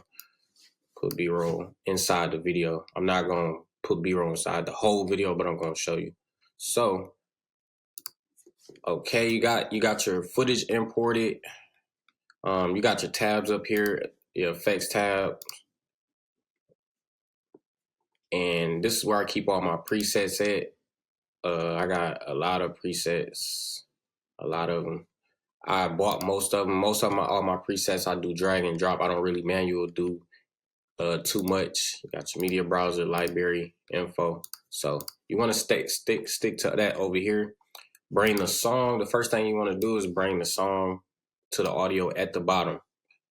And then I'll just shorten it up because I'm not going to really bring too much. Well, I'll keep it like that. I'm not going to bring too much audio. So let's start dragging the performances. First thing you want to do is drag the performances to the top video layers. So, okay.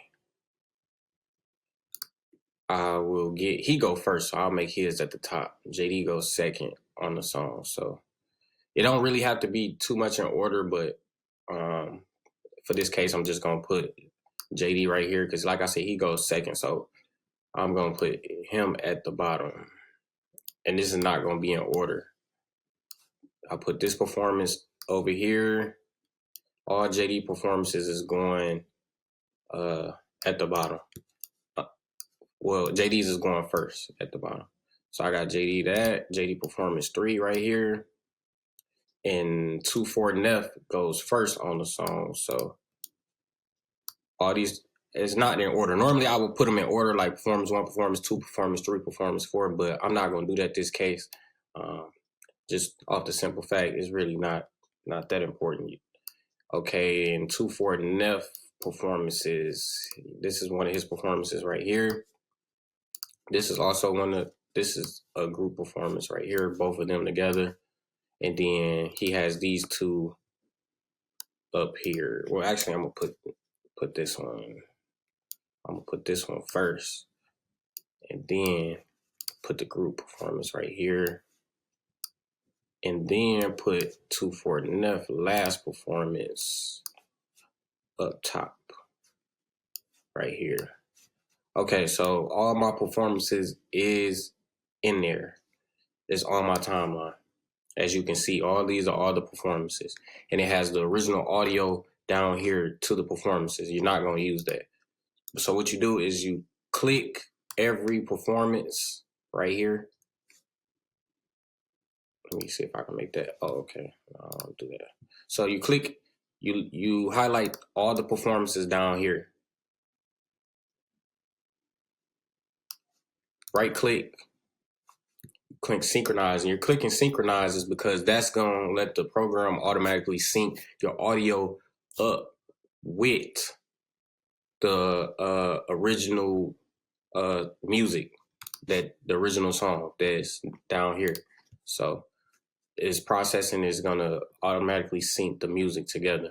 So you don't have to manually do it. If you manually do it and it can't recognize the song in the audio that came from out the camera, you're going to have to manually sync your performance to always make sure you can hear your music in the camera. It's loud enough. So I had no problem. If it had a problem syncing the music to the original song, it would come up on the screen like somewhere right here telling you that one of the performances couldn't match, but all of them matched, and that's how you know I did good with that. So, okay, you got all your performances down here that's syncing up. You will right click unlink because everything is still matched together, and you want to delete these originals that came from out the camera. You don't need that. Of course, you do not want that playing in the music video. So you delete that, delete everyone.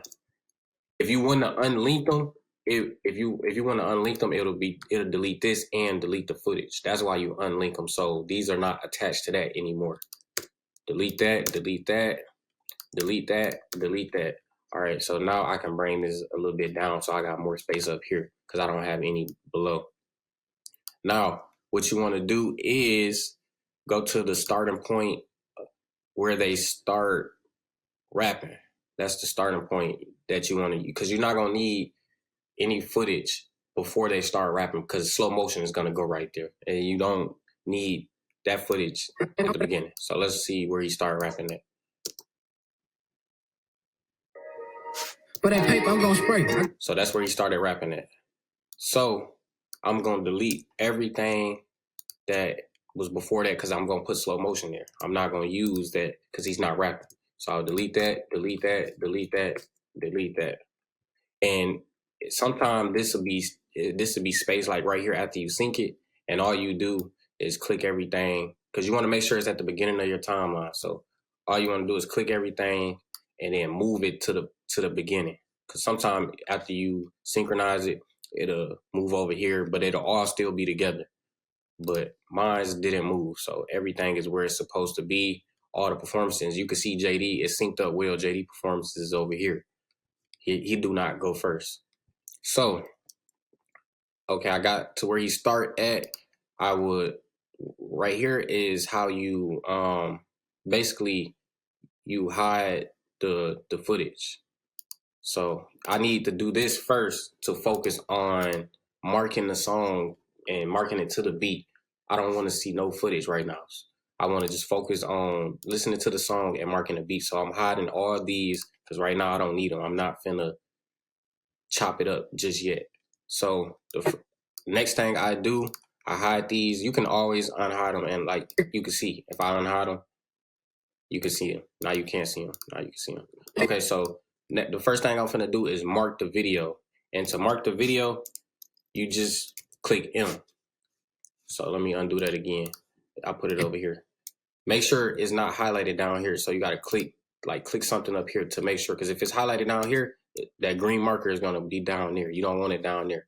And you can undo things by clicking edit, undo. I can redo that or undo it. So you click that, and now I do not want that to be highlighted. So I'm gonna let the song play, and I'm gonna edit to the beat. I'm gonna marker to the beat, and you put marks in here because that's how you're gonna cut. That's how you're gonna chop it up. That's how you're gonna have the video editing to the music. Like that's what helps you do that. So I'm clicking M. So I just bring that over a little bit down there. That helps stretch out the timeline. And I let the song play, and I edit to the beat. So let's do it. And you're gonna see What up? me just putting markers to the beat. Hey. For that paper, I'm gonna spray. I gotta eat, nigga. You ain't starved with me, sleeping on that floor. You can't eat with me. Gary Coleman, this shit different. You can put markers to a certain sound in the beat, a certain beat. You could flow through. That's how you flow through the music video. And sometimes you could switch it up and just do random marks, but you kind of wanted to match something in the song or a type of beat that hit. You want something, but you could mix it up. But you'll see me. I'm gonna be putting a mark to some things in the song. Strokes when your lead different. Try to take it. We gonna see for real if you bleed different. Shaking with that paper like a high. You heard that beat? To it. ATM, right this there. To the grave. Ooh, I'm sticking to it. They don't hit me. These niggas deaf. It ain't getting to them. I can hear my ghost keep saying never. You better stick it to him. Go broke. You better give it to him. Yeah, give all of them inches to him. You can put to a clap. With that anything. Then dance if they help the video. Or they'll look that boy Vince in the eye and say that's that real nigga music for that paper get ugly. Cross the devil for that money. It tastes better when you hungry. It tastes better when you want it. It's like digging for the treasure and hearing metal in that moment. I'm just saying, this will make you feel leveled in the morning. They get better when you clap. As you get bigger, they feel little, like they in the way. But sometimes you need to bob your head to it because it's gonna help you get that feeling of getting that vibe of the song. And if you don't like a marker, you can undo it. If you don't like where you put a marker at, you can undo it. But make sure it's not highlighted at the bottom. Get bigger, they feel little, like they in the way. But you ain't make them feel away, you just get straight. Now it's funny how they hate, I'ma demonstrate. Hey, calculate your steps, mama told you in that last song. Step who gon' step, them real niggas ain't gon' last long. Your steppers ain't your steppers, rearview mirror with a mask on. For that paper, they get your ass gone. Now listen to me, this shit gon' get crazy than a bitch. I was chillin' with my folks, they started banging over the fence. I was fresh up out the pen, I ain't even have my blick. I was pissed, for that change, niggas changing nigga quick. Cause this might been a lighter Big difference, we're not the You can same. hear 'em. 20K on the Put a gold mark to attached to clap. my name. Ice trophies, we on shore trying to get Or fame. beat. We split different, we'll never see the greed on pay. Hit the lot, me and Neff, we both wanna rave. This shit deeper than a dollar trying to get some cakes. Check the forums if you wanna see the amount we make. Manifest being greater, being out the way. Big dog when I move, cause I had hustle. Wanna flex on the boys, better have muscle. 2500 block, getting it on the bay. A few niggas tied in, a lot was in the way. Gotta take heed when the boys got greed. At the crack house, I made 100 off weed. Niggas mad, these hoes hype when they mention me. Like the chick when she said they got the Hennessy. Yeah, man, we on a whole different level right now, man. There's a lot of this shit around, man. For real, man. Fresh out to that lead like can't get right. That rubber band money, huh? Get your shit right. Different views, came home to that one life. It could rain, you will still see the sunlight. For the paper, I'm going straight. I gotta eat, nigga. You ain't started with me, sleeping on that floor. You can't eat with me. Sometimes I'm just doing a random. Sometimes I'm doing it to a clap or a beat. Shaking with that paper, it's like a hot. We addicted to it. ATM, don't help this your shit video is brain. flow. I'm sticking to it. They don't hit me. These niggas deaf. It ain't getting to them. I can hear my ghost keep saying F. You better stick it to him. Go broke, you better give it to him.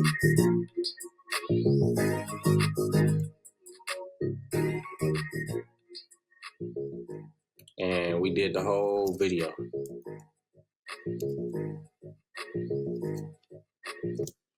I don't know what that is. I'm gonna have to cut that off. That don't even sound right.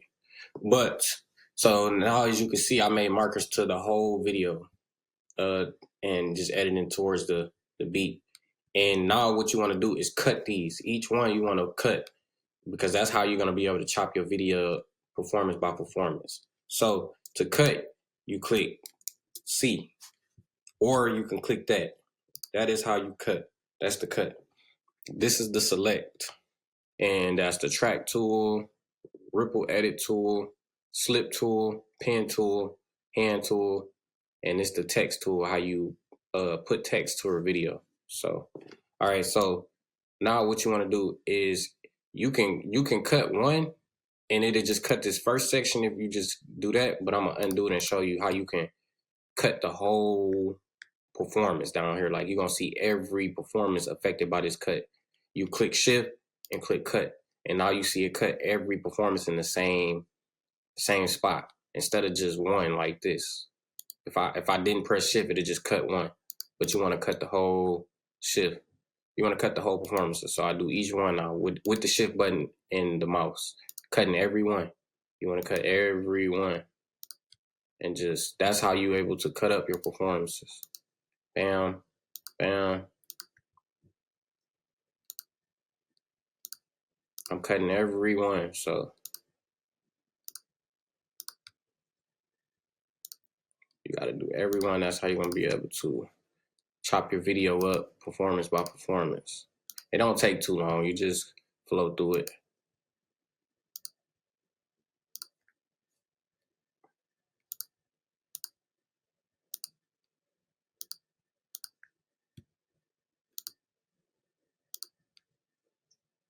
You just keep flowing through it.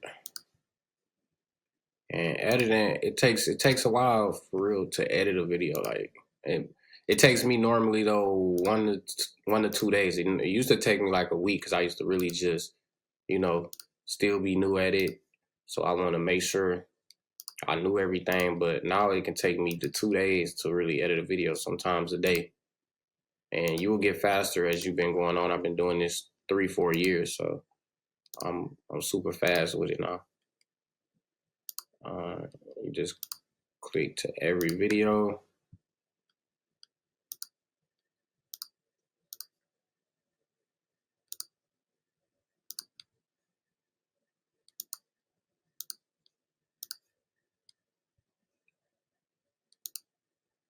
Every video. You click to every marker. All right, so almost done. All right, so I did it to every marker. Hold on just a second, y'all. So, all right. I did it to every marker, and now you're gonna see me chop up the video. Now you can unsee these tracks. Click to unsee them. Cause it would have threw you off marking your videos, looking at the tracks. Like it would have threw you off. That's why I hide them.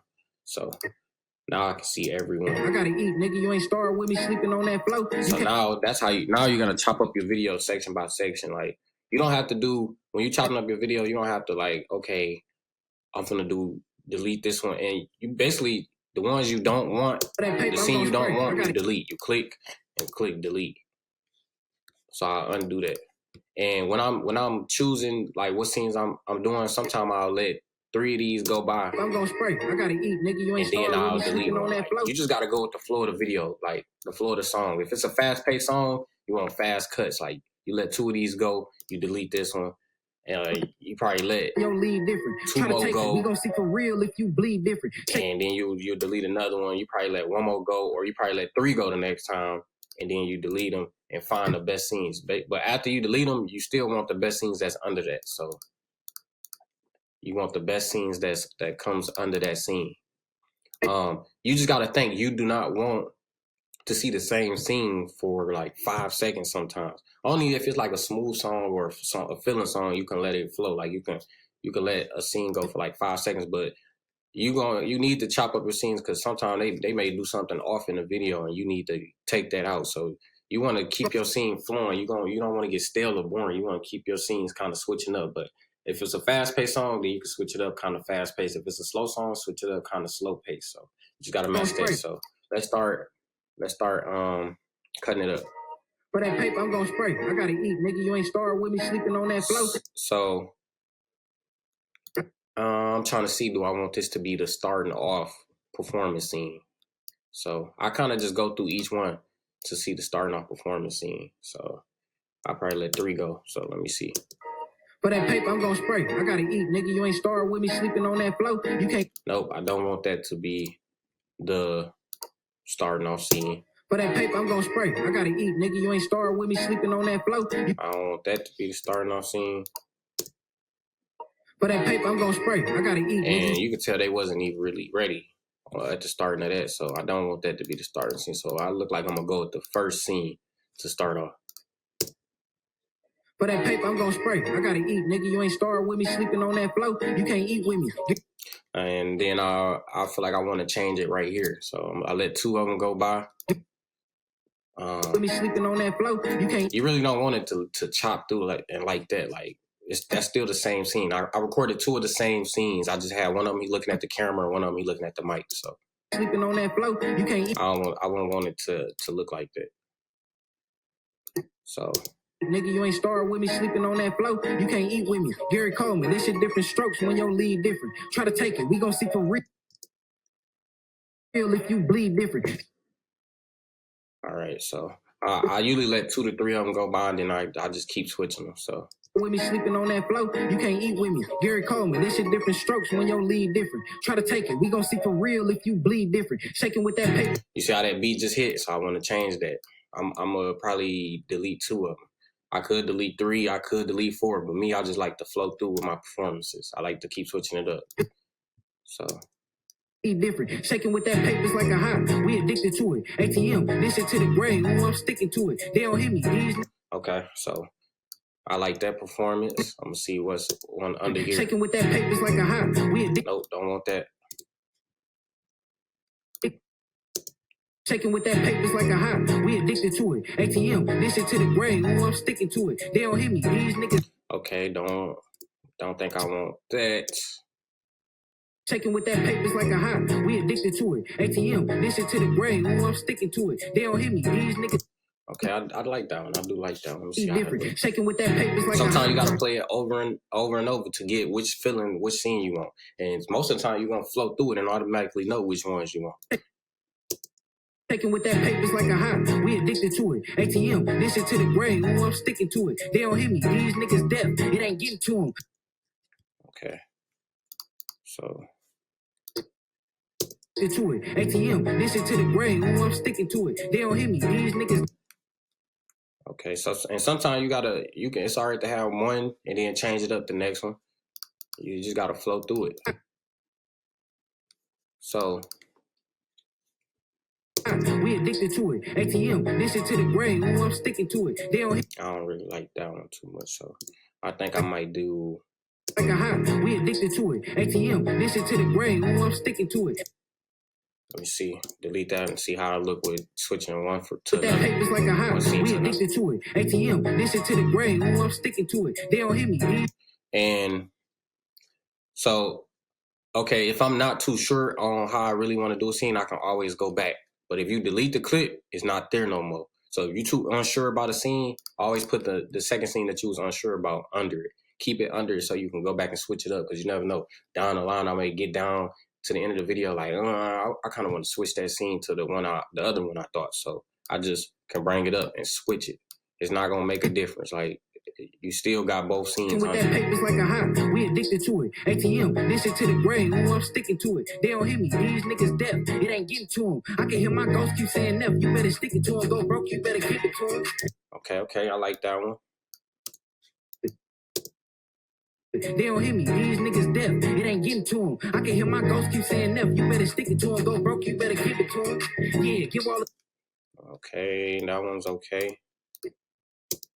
They don't hit me, these niggas deaf, it ain't getting to them. I can hear my ghost keep saying F, you better stick it to him. Go broke, you better keep it to him. Okay. Let's see. I'm not gonna do this for everyone. I'm gonna flow through it, but right now I'm just trying to get in the rhythm of what I want to do. These niggas deaf, it ain't getting to them. I can hear it's gonna take you a little longer. It's gonna take you a little longer because you're just starting off to really flow. So you might be going through every one. Normally, I'll just flow through it, and I can just tell which scenes I'm gonna want, how long I'm gonna want them. So you'll get to that point. Also, I'm just taking my time, really now, like showing you guys. They don't hit me, these niggas deaf, it ain't getting to them. I can hear my ghost keep saying F, you better stick it to him. Go broke, you better keep it to him. Okay, so I might change on right here. They don't hit me, these niggas deaf, it ain't getting to them. I can hear my ghost keep saying F, you better stick it to him. Go broke, you better keep it to him. Yeah, give all of them inches to him.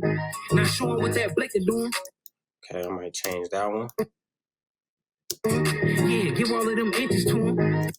Don't want that scene on. I like when he come up to the light, but Go broke, you better keep it to him. You see how that looks. You just don't want it to look that hard, like the cuts to hit that hard, where it's changed, and it's the same scene, so you can't use it. So go broke, you better keep it to him. Yeah, give all of them inches to him. Not showing what that Blake is doing. They'll dance if they listen to him, or they'll look that boy Vince in the eye and say that's that real nigga music for the paper get ugly. Okay, we're gonna flow. We're gonna get the flowing through it. What that Blake is doing? And how I'm playing my timeline is hitting the space button. You hit the space button, not showing, and that's how you start and stop it. Start and stop it. Not showing what that Blake is doing. They'll dance if they listen to him, or they'll look that boy Vince in the eye and say that's that real nigga music for the. Okay. That Blake is doing.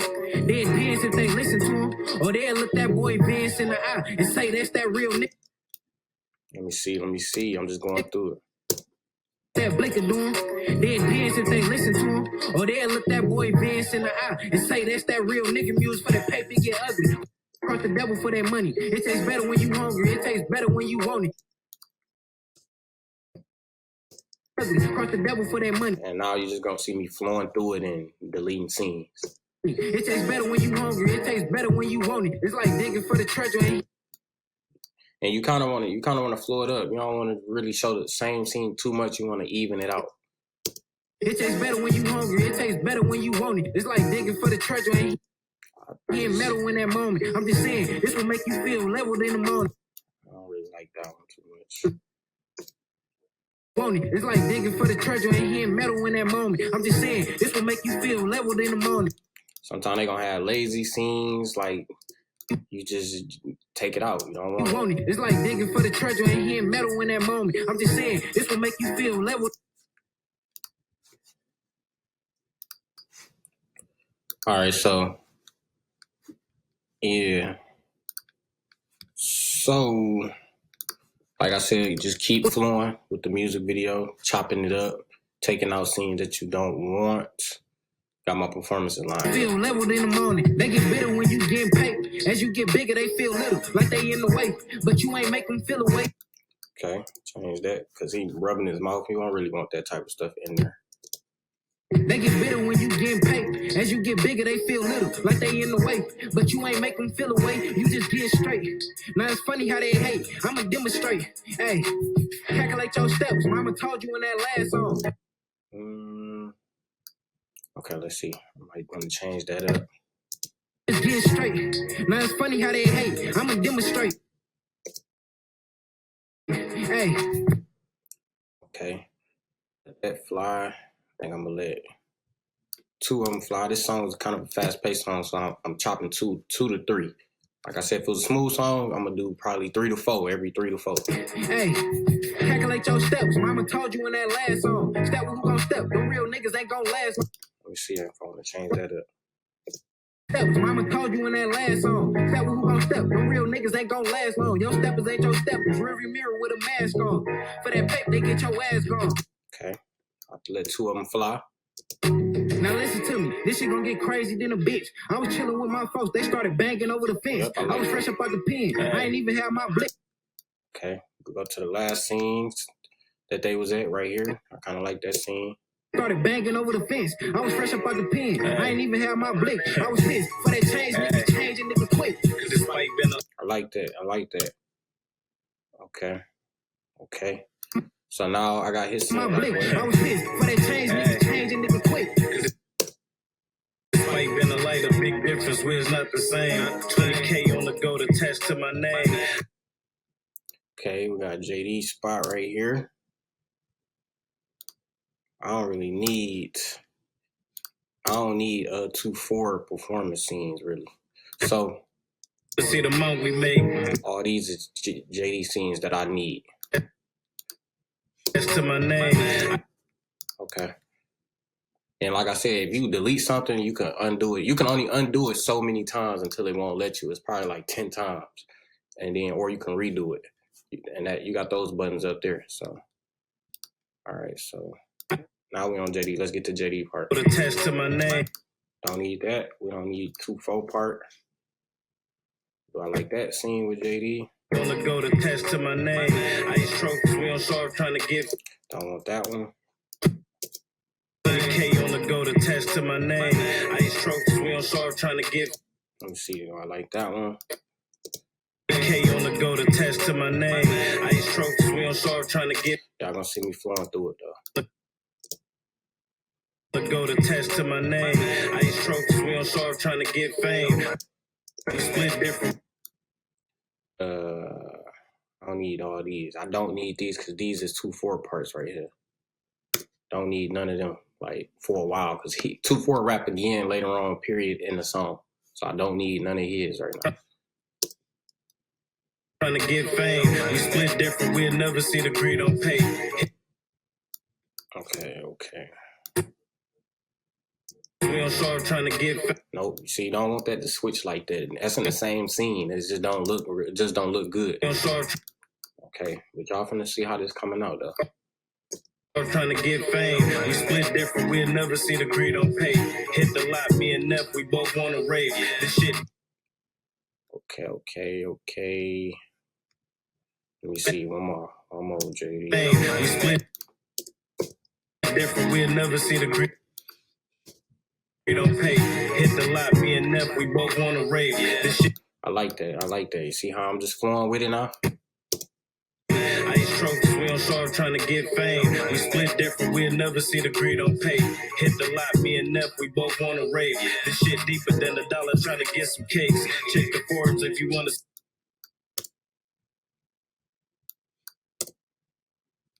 Okay. This shit deeper than $1, trying to get some cakes. Check the Forbes if you want to see the amount we make. Manifest being great and being out the way. Once again, I don't need these Neff parts right now. The amount we make. Manifest being great and being out the way. Let me see how that look. I'm doing either one, every 2, every 3 right now. That's just how I'm flowing. Amount we make, manifest being great and being out the way. Big dog when I move cause I had hustle. Want to flex on the boys, better have muscle. 25. Okay. flex on the boys, better have muscle. 2500 block, getting it on the bay. A few niggas tied in, a lot was in the way.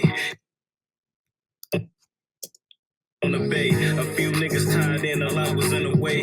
Gotta take heed when the boys got greed. Let me see how that look. 2500 block, getting it on the bay. A few niggas tied in, a lot was in the way. Gotta take heed when the boys. I don't need his part in there. Boys got greed. At the crack house, I made 100 off weed. Nope. Keep flowing through. Gotta take heed when the boys got greed. See, I just had that one over here, so you kind of just like you say, you want to keep flowing through different ones. Gotta take heed when the boys got greed. At the crack house, I made 100 off weed. Let me see. And it's all right to do. You can do every one if you wanted to, if it flow with the video, right? Gotta take heed when the boys got greed. At the crack house. Gotta take heed when the boys got greed. At the crack house, I made 100 off weed. Niggas mad these hoes hype when they mention me. Like the chick when she said they got the Hennessy. Yeah, man, we don't know. Niggas mad these hoes hype when they mention me. Like the chick when she said they got the Hennessy. Okay, I like that. Switch it up though. Niggas mad these hoes hype when they mention me. Like the chick when she said they got the Hennessy. Yeah, man, we on a whole different level right now, man. Okay, so you hear how they not rapping and stuff right now? It's just really letting the beat flow. You might put some slow motion over that part right over this whole part. It's gonna be a minute. 2-4 finna start rapping. There's a lot of this shit around, man. And just a few. So all this part, you probably want to put slow motion. Fresh out to that lead like can't get. So he started back rapping again. So right now I'm just going. This stuff might not be here permanent because I'm gonna put slow motion over it. But right now I'm gonna just flow with something that just flow until he come back to rap. Yeah, man, we on a whole different level right now, man. See, you drinking a cup, you can use that for slow motion type of stuff. And I'm gonna show you how to slow stuff down in the editing program. Man, we on a whole different level right now, man. Okay, see, that's a lot of this shit around, man. For real. Okay. Just letting stuff flow. Shit around, man. For real, man.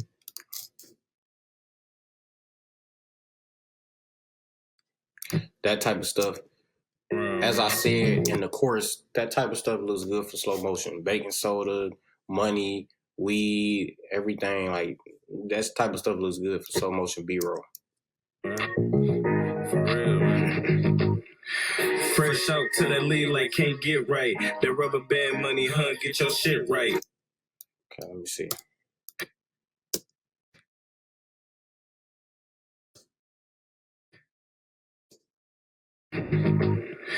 Fresh out to that lead like can't get right. That rubber band money. Let me see. Okay, like I said, I'm just chopping, seeing what performances look good. Fresh out to that lead. He was a little late right there, so you can't use that. That matters. Fresh out to that lead like can't get. Let me see how that looks.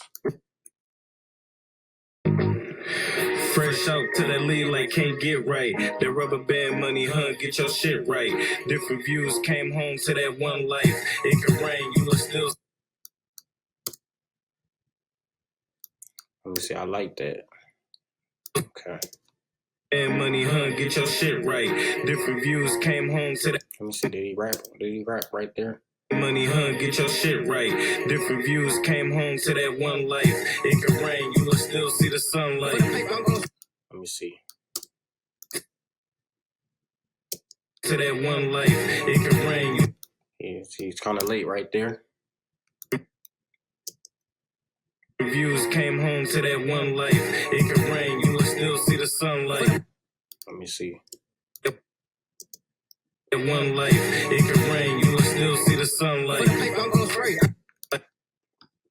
So, it could rain, you will still see the Sunlight. I like that. I like gotta that. eat, nigga. You ain't starved with me, sleeping on that floor. You can't eat with. See, you got to come up to the light more. And that's why you direct talent. Like I said in the course, direct talent, I had to tell them come up to the light some more because we was in like a club area and we was by the pool table. So you got to come up some more to the light. You can't eat with me. Gary told me this shit different strokes when your lead different. Try to.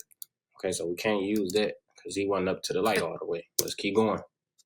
Sunlight. I'm going straight. I gotta eat, nigga. You ain't starved with me, sleep. He wasn't rapping right there. Can't use that. Sunlight. I'm going straight. I gotta eat, nigga. You ain't starved with me, sleeping on that floor. You can't eat with me. Gary. I kind of like that. We're going to see what's under that. Sunlight. Can't use JD part. He's not rapping. So, okay. And if you don't like neither one of those performances like that you choosing, put slow motion over it. That's the best. That's the best thing I can tell you to do. Gotta eat, nigga. You ain't starved with me, sleeping on that floor. You can't eat with me. Gary told me this shit different strokes when your lead. Let me see. He wasn't really rapping right there. All of them is JD parts. Eat with me, Gary. So some stuff gonna have slow motion. Told me this shit different strokes. Eat with me, Gary told me this shit. Like put slow motion over that. Different strokes when your lead different. Try to take it, we gon' see for real if you bleed different. Shaking with that paper, it's like a high. We addicted to it. ATM, this shit to the grave. Okay, let me see. I might like that. That paper's like a high. We addicted to it. ATM, this shit to the grave. Ooh, I'm sticking to it. They don't hit me. These niggas deaf. It ain't getting to them. I can hear my ghost keep saying F. You better stick it to him. Go broke, you better give it to him. I like that. These niggas deaf. It ain't getting to him. I can hear my ghost keep saying F. You better stick it to him. Go broke, you better give it to him. I can hear my ghost keep saying F. You better stick it to him. Go broke, you better give it to him. Let me see. Death, it ain't getting to him. I can hear my ghost keep saying F. You better stick it to him. Go broke, you better give it to him. He went all the way in the camera right there. Stick it to him. Go broke, you better give it to him. Don't like that. Okay. Get to him. I can hear my ghost keep saying F. You better stick it to him. Go broke, you better give it to him. All this stuff that when they not rapping, it's most likely gonna be slow motion at the end. So I don't need this stuff for real. You can some of this stuff might be good to slow down, but most of the time I'm already moving the camera. So I don't want that none of that stuff in. That's gonna look good for slow motion. So let me show y'all how that looks, how you slow stuff down. Right click, speed, duration, you have all these right here. Speed, duration. And you slow it down to 40. If you're shooting at 1080p, 60 frames per second, I recommend slowing it down to 40. If you're shooting at like 24, 30, it's like, I think you slow it. You can't slow 24 frames or 30 frames per second down. It's going to look choppy. So only slow 60 frames or higher. They got like 60 frames, like 120 frames. The higher you go, you got to slow it down. So I think like 120 frames per second, you slow down like 30 or 20%. But so you see, I recorded at 1080p 60 frames. I'm going to slow it down to 40%. And you got to have smooth slow motion. Okay, see that? And the slow motion sometimes will take up a lot. So you don't have to use this whole thing in slow motion. You can cut it off to the good part. You can start off at the good part. That's how you save your timeline. Like, you don't have to use the whole thing in slow motion. Slow motion, you see how stretched, how long that got? So let's see. So I probably have cut it off right here because I'm going to start it right here because it took so long to even start smoking. So let's see. I'm going to put it right here. You see how good that started to look? If I'd have just let it wait and instantly started and you can see the smoke coming, that looks good. So I don't really need this. You could probably put this somewhere at the end. I don't need none of this because that, okay. So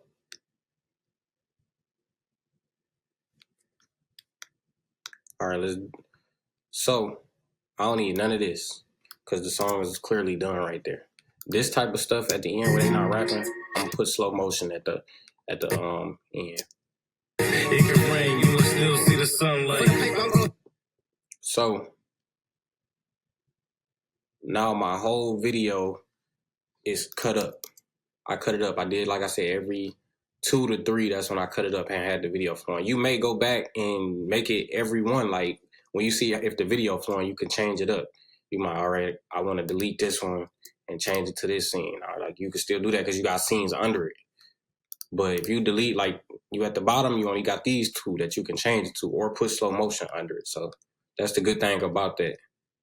Don't always delete it. If you're unsure, don't always delete that scene. Put it under the scene that you think you like because you never know, you may change your mind. So now you got to render it. You see this yellow? This should be green when you're exporting. This whole timeline should be green. It either be red, yellow, or green. But green is, of course, that's the green light to render that and export, and it's going to play smoothly. So right now it's yellow. If it was red, it probably have a lot of effects on it and stuff. Sometimes it turns red when you put a lot of effects on it. So to render out your timeline, you click sequence and you click render in to out. This is your out point right here at the end of it. You click O on your keyboard for out point, and you click I for endpoint. Like, so say if you wanted to make a preview of the song, I'll show you how to do that. But you want to do a preview of the song, you will click the O for the output to where you want the preview to end, and you click I for the input on where you want the preview to start of the song, and then you would export that. But you got to make sure it's green first. So let's make sure the whole timeline is green first, so we can render this preview without any slow motion, and it'll just play back this whole what we got already to play it back. So okay, I got it to where. Let's go to the end of the song. Hit the O for the output, and then you go up here, click render in to out, and you let it render. And you let it do its thing. And it's gonna make it to where it can play back pretty smooth.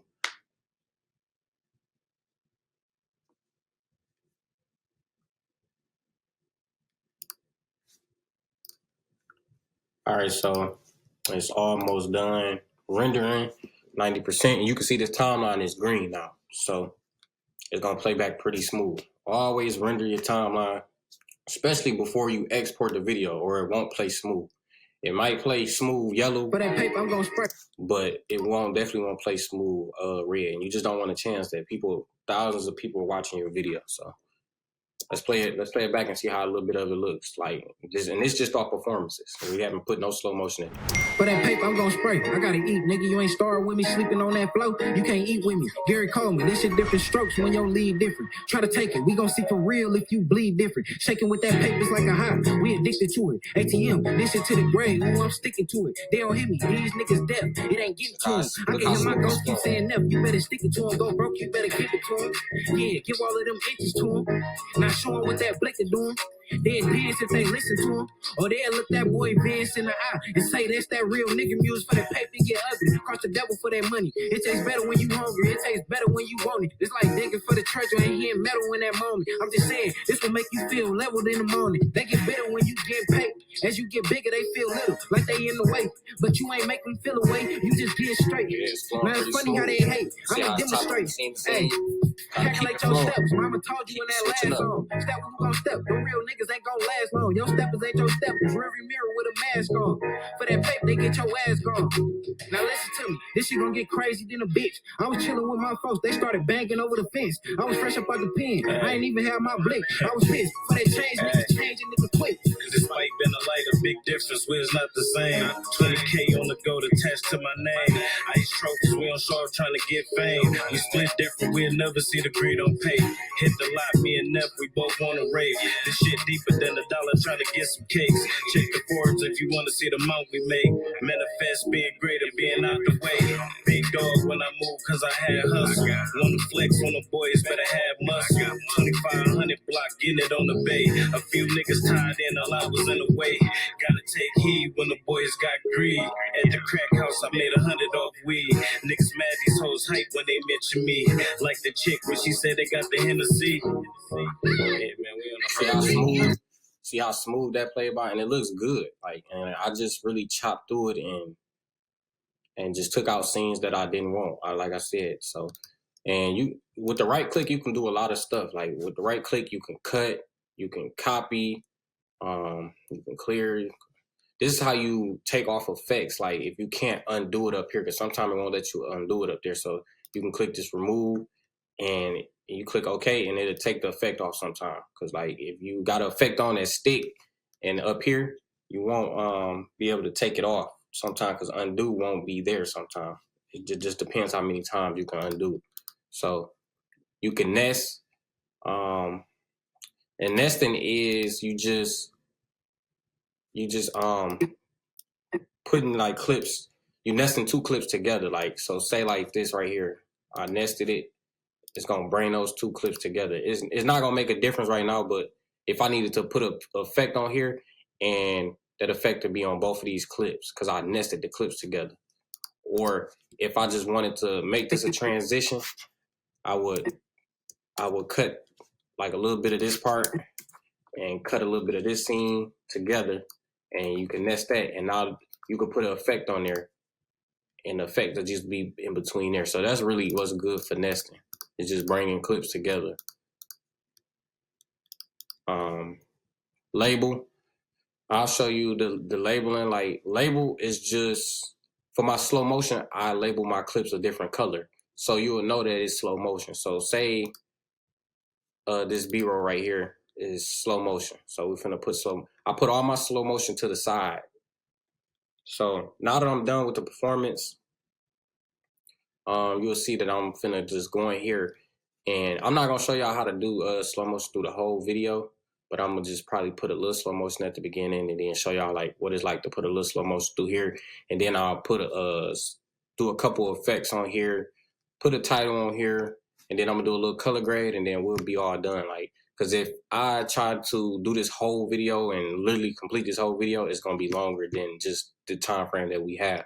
It'll probably be like a whole day of you watching me do this. So it takes a little longer, but I'm just showing you the basics of how to edit a music video. So, okay, so finish showing you the right clip. So this is how you label your footage. Like, if you want to label it a different color, it'll turn that mango, because I just labeled it. So all my slow motion, I label it a different color so I know it's slow motion. That's 10. So that's what that means when you label. That's what that means.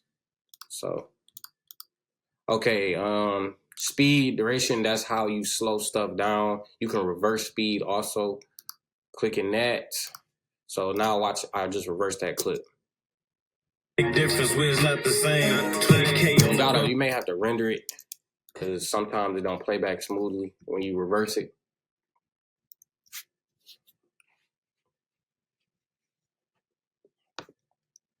So I'm just showing you what it's like. That's how people reverse it. You go to the speed duration. Because we're not the same. 20K on the go. And it don't always look good with everything. So don't just throw it on anything and think it's gonna look good. It just doesn't.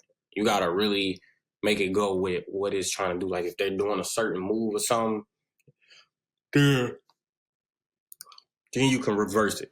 It'll look good like that. So that's how you reverse it. Frame hold. You'll learn frame hold when you get to doing a lot of effects. Like, but that's basically how you freeze the frame. Like, so let's just go to a clip and freeze it. So, okay, I'm finna add a frame hold to it.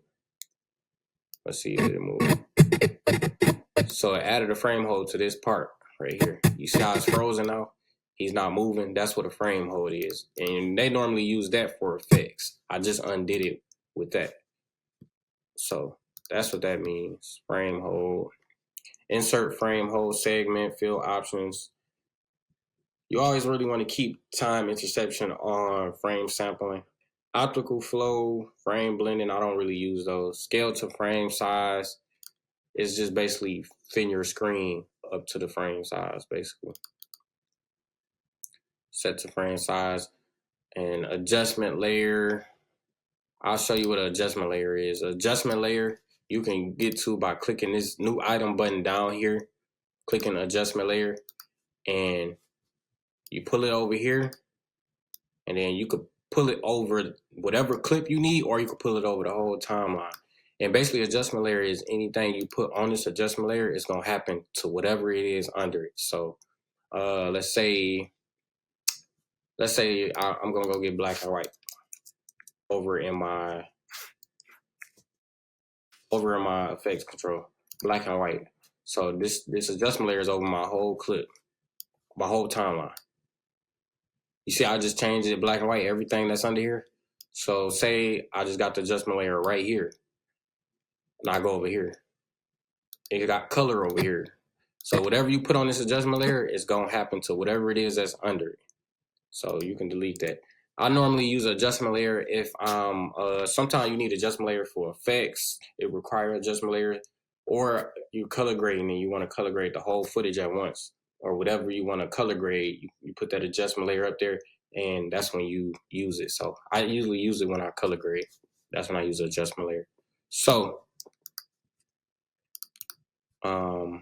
scale, you got adjustment layer. You don't want to make it offline. Rename the clip.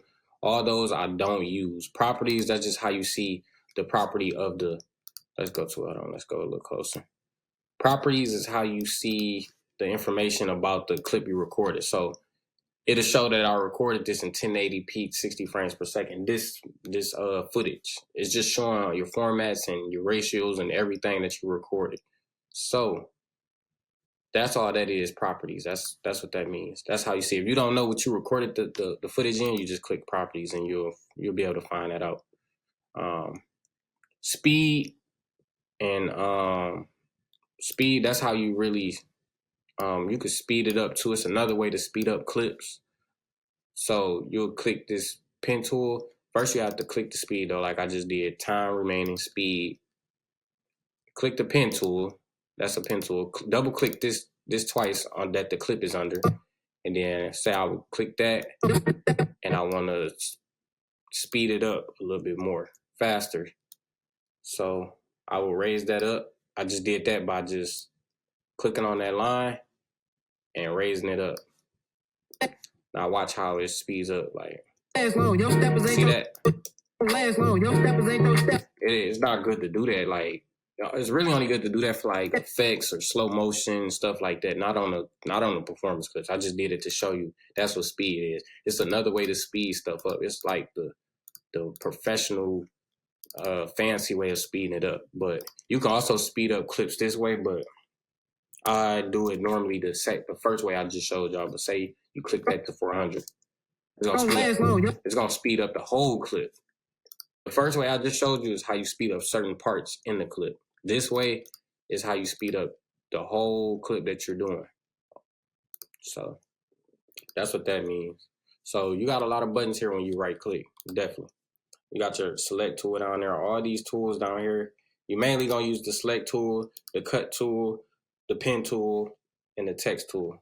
So next thing we're gonna do is slow motion.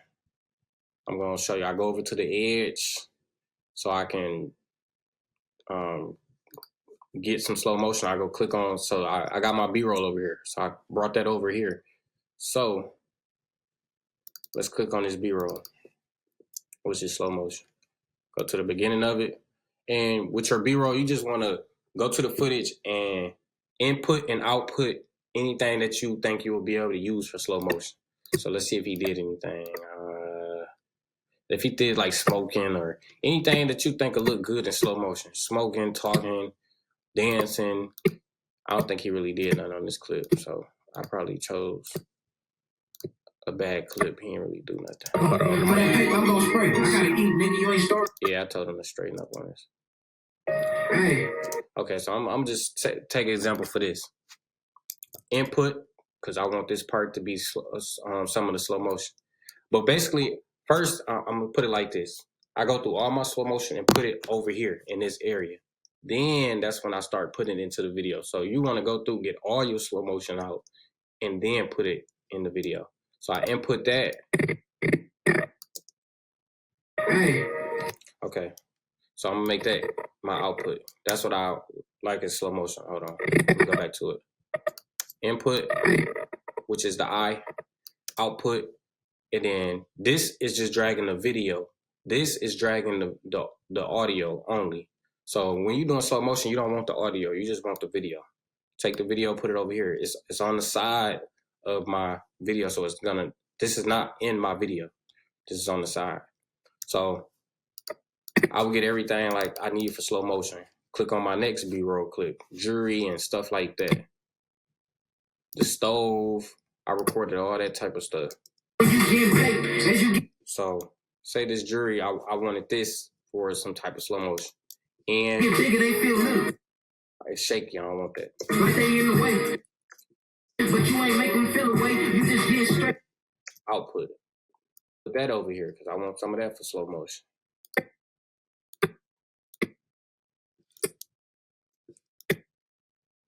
Say I want the baking soda for some slow motion stuff. Input.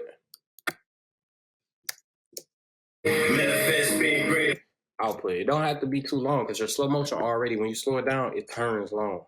It's super long, so you don't have to be the longest thing. Slow motion slows it down. Drag that over here. I also go through the performances because sometimes in the performances they might do stuff that you can use for slow motion. I always go through the performances too. You don't want to use when they're rapping though. You don't really want to use that for slow motion. Like it don't look good sometimes because their words is not really matching what they're saying. Sometimes it looks good in the videos where they're doing a little talking, but it's not really to what they're rapping. But most of the time, I don't use that for slow motion. But I do go through every performance to see if I can spot some slow motion, like him smoking here, he's rolling weed up here.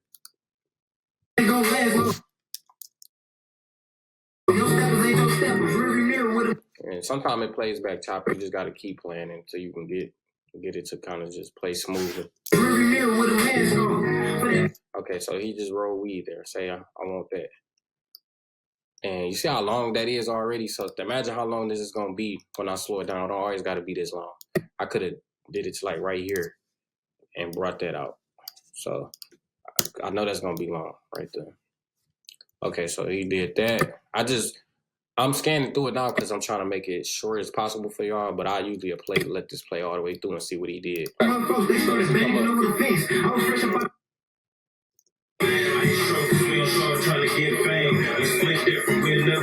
Whatever he do, if he does a certain type of movement or nodding his head or something, I'm using that for slow motion. I might use it. Don't just because I put it over here, don't mean I'm gonna always use it for slow motion.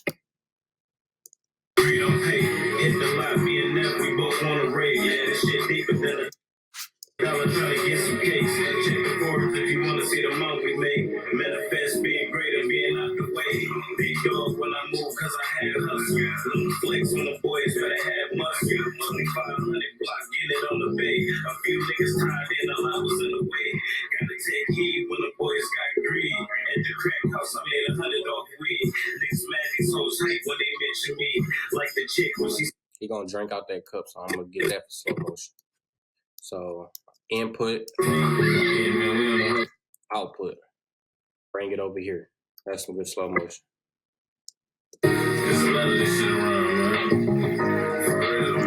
Okay, say I wanted that type of stuff for slow motion. Just because it's a gritty look. People love, just random stuff for slow motion. But it gotta be unique or make sense. Okay, just a little bit. All I need is a little bit of that for slow motion. Bring that over here. Did he do anything else through here? I'm just scanning through it. I got up closer to him rolling weed. I might need that. You just whatever you might need, bring that. Okay, I just need a little bit of that. And that. Okay, so say I'm gonna go to this clip next. He already rapping. Okay, so he taking a blunt out of his mouth. So again, like that looks good. It always looks good in a music video. Them smoking. Bam, that looks good. Take that for some slow motion. We was also in the club and stuff, so I'm gonna have more slow motion stuff, but I'm just not gonna go through like I said, every little piece I wouldn't be able to go through because it's gonna take all day. Okay, so say I got some slow motion over here now. Usually you'll have a lot though, especially if you go through every piece of footage that you need, you'll have a whole lot over here. And then you label your slow motion, because if you don't label it, you're gonna mistaken this for performance scenes because you did not change the color of your slow motion. You don't want it. It's gonna take you longer. You're gonna get confused and everything. So label your slow motion. Label it. Let's say I'll label it 10. I labeled it 10. So the first thing you want to do with slow motion is put it at the beginning. You always want to create your intro at the beginning. Before you put slow motion throughout the video, you should do the beginning. Knock that out. And then you start adding slow motion throughout your video. So this slow motion, and it may not even really make too much sense at the beginning, like, because I'm just doing stuff so I can show you guys how to do it. Okay, was this when he was, okay, so slow it down, because it's not in slow motion yet. So slow it down. Let's go to the front real quick. So now I'm at the beginning. You want to create your beginning until they start rapping. That's your intro. Slow it down, 40. And let's see how it looks. And that looks decent. I probably would use it. I probably wouldn't. Like, I probably switch it up. But it looks decent enough to start the beginning. Then you just get something else. You don't have to use that whole thing. You don't have to use that whole thing for slow motion. But if it looks good, use it. So next I brought over the jury, him cleaning the jury in the pan. So, and you can put it on top. Like, say if I put this on top and I didn't want the first clip at the beginning, you just put the clip over the top and it's gonna be there now. So, but that's not how I want it. So now I put it next to it. What up? Edit to the beat sometimes. You hear a little change in the beat, put the clip next to where that beat, or you hear a little unique sound in the song. It just looks good with it. You don't always have to do it, but sometimes it look good. Pay attention to the sound of the songs. You always want to edit to the beat. What up? Don't make this too long too. Think of, if you was watching a music video, you won't want this super long. Like, you would be tired of looking at it. So either you can cut it off or bring it to where you want to stop it at this point with your arrow. So, okay, I got that clip now.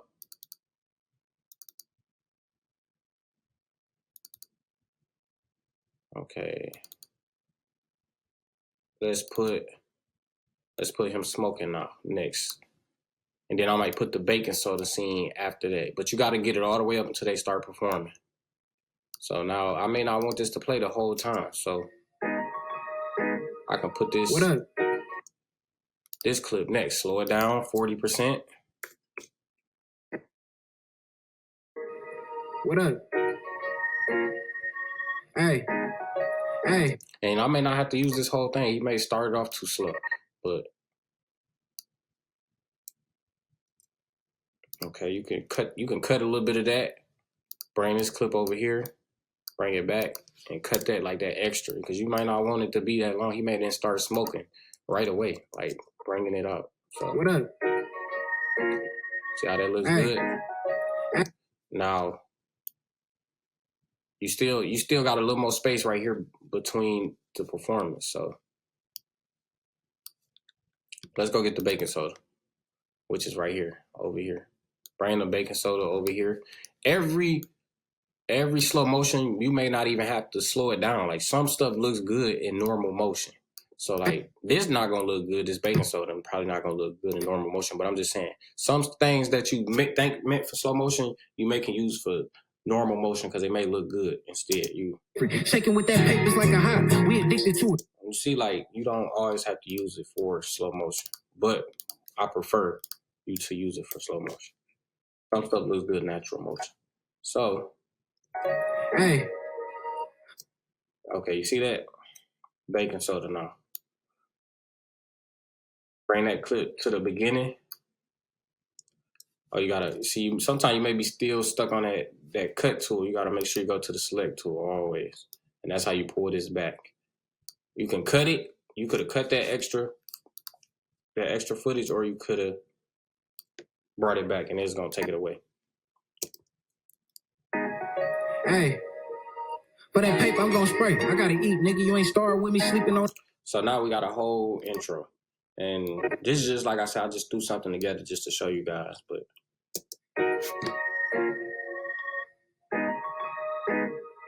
What up? Hey. For that paper, I'm gonna spray. See that? Always do your beginning first before you start putting slow motion in here. The only time I recommend start putting slow motion before the beginning is if you already know certain stuff slow motion that you want for the song already, like that certain parts that you already know that you want to be slow motion. Like if you like do this dance for this certain part while you're recording it. So you're gonna come in the program, you already know you wanted him to do a certain dance at a certain part of the song, so you'll put that slow motion instantly right there. Otherwise, I recommend doing your beginning first, then fill the video up with slow motion. So, okay, he's rolling weed now. You gotta make your slow motion make sense, or sometimes you could put it in random places if the video don't got like a meaning to it. Say it's a trap song or something like that, or just a song that don't got certain meaning to it. You can put slow motion in random places. Otherwise, you gotta make it make sense. Like if they talking about weed, put slow motion where the weed at. It might look good. If they talking about guns, put slow motion of them holding the guns or whatnot. Put that by where they're talking about guns. If they're talking about money, put slow motion of the money where they're talking about money throughout the song at. That's what you want. You want to make it make sense. If they're dancing, the song talking about dancing, put the dancing in slow motion. And sometimes it may look good in normal motion. You choose whichever one you think you look better. It's all about being creative. So if they're dancing, you will put the dancing somewhere where they're dancing or talking about dancing in the song. So that's what you do with slow motion. So say I wanted the smoking weed part, I'm gonna just put it in a random place, but sometimes it'll look good there, sometimes it won't. But I'm just putting it in a random place. It's like a high. We addicted to it. ATM, listen to the grave. I'm sticking to it. They don't hear me. These niggas deaf. It ain't getting to them. I can hear my ghost keep saying F. You better stick it to him. Go broke. You better give it to him. Yeah, give all of them inches to him. Not showing what that blick is. Okay, I wouldn't put it right there, but I'm just showing you. You could put it. You putting it in random places. That's just how you put slow motion in the video. You don't need it at every performance scene. You just want to not keep your video so still. Like add slow motion throughout your video. Go through, play it. Remember what type of slow motion you put over here to the right, and just sometimes you just go through, experiment and put it places and see where it fit. Like you never know, Listen to the grave. and it might fit somewhere. You can tell if it fit. If it don't fit, it's just like nah, that's not where it should be. In the eye and say that's that real nigga music for the paper. Get up. And it shouldn't be too long. Like I said, slow motion, you don't want it super long. So you see how long that was? I just cut it off right there because I don't want it to do over a whole 2 performance scenes right here. So. And say that's that real nigga music for the paper. Get ugly. Cross the devil for that money. It tastes better when you. Okay, so I just put that slow motion right there. So let's say I'm doing another slow motion. Get him drinking. I'm gonna go to his part where he actually rapping. You gotta slow it down 40%. Remember, slow motion 40%. Go up to it.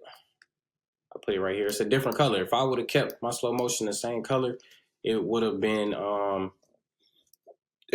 to tell where the slow motion was at. So. 100 block, getting it on the bay. Okay, he started drinking a little too late. Like it's a little too slow. So I'm gonna cut off some of that beginning. It looks better. You gotta make sure that slow motion is flowing. It's already slow. Block, getting it on the bay. A few niggas tied in, a lot was in the way. I will have it either that long, or I'll probably slow it up a little bit, shorten it up just a little bit. You don't want to get bored with your slow motion. Block, getting it on the bay. Make it flow. A few niggas tied in, a lot was in the way. That looks good though. 100 block, getting it on the bay. A few niggas tied in, a lot was in the way. Gotta take heed when the boys got greed at the crack. Okay, and then let me show you an example of, you can slow the performance down, like, and it might look good. But that's why you want to shoot in 1080p 60 frames per second. If I would have shot this in 1080p 20 frames per second, I wouldn't have been able to slow the performance scenes down. So I'm finna slow the performance down. I just clicked on this performance, right click, speed duration, 40%. May not need this whole thing. Boys got greed at the crack house. I made 100 off weed. Okay, so you could get away with using that in a video because it's not too specific like with him. He's rapping the verse, but it's not too specific till you know exactly what part he's rapping. When the boys got greed at the crack house, I made 100 off weed. You could get away with using that in the video right there. But I'm not going to do that, but I'm just saying you could do that. That's just not my vision for it. It's all about the vision you have for it. Now, let's see this part right here. Slow this part down, this performance down. 40%. Gotta take heed when the boys got greed at the crack house. I made 100 off weed.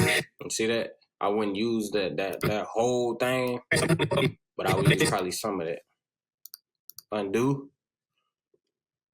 Oh, yeah. Undo that. Okay, so that is how you insert slow motion into the video in different places. You can use for the paper, get ugly. And always remember this part, you want to put slow motion. I gotta eat, nigga. You ain't start with me sleep. At the end of the video. We addicted to it. ATM, this shit to the grave. I'm sticking to it. They don't hear me. These niggas deaf. It ain't getting to them. I can hear my ghost keep saying F. You better stick it to him. Go broke. You better give it to him. Okay, so say I wanted to slow this part down. Keep saying F. You better stick it to him. Slow that down.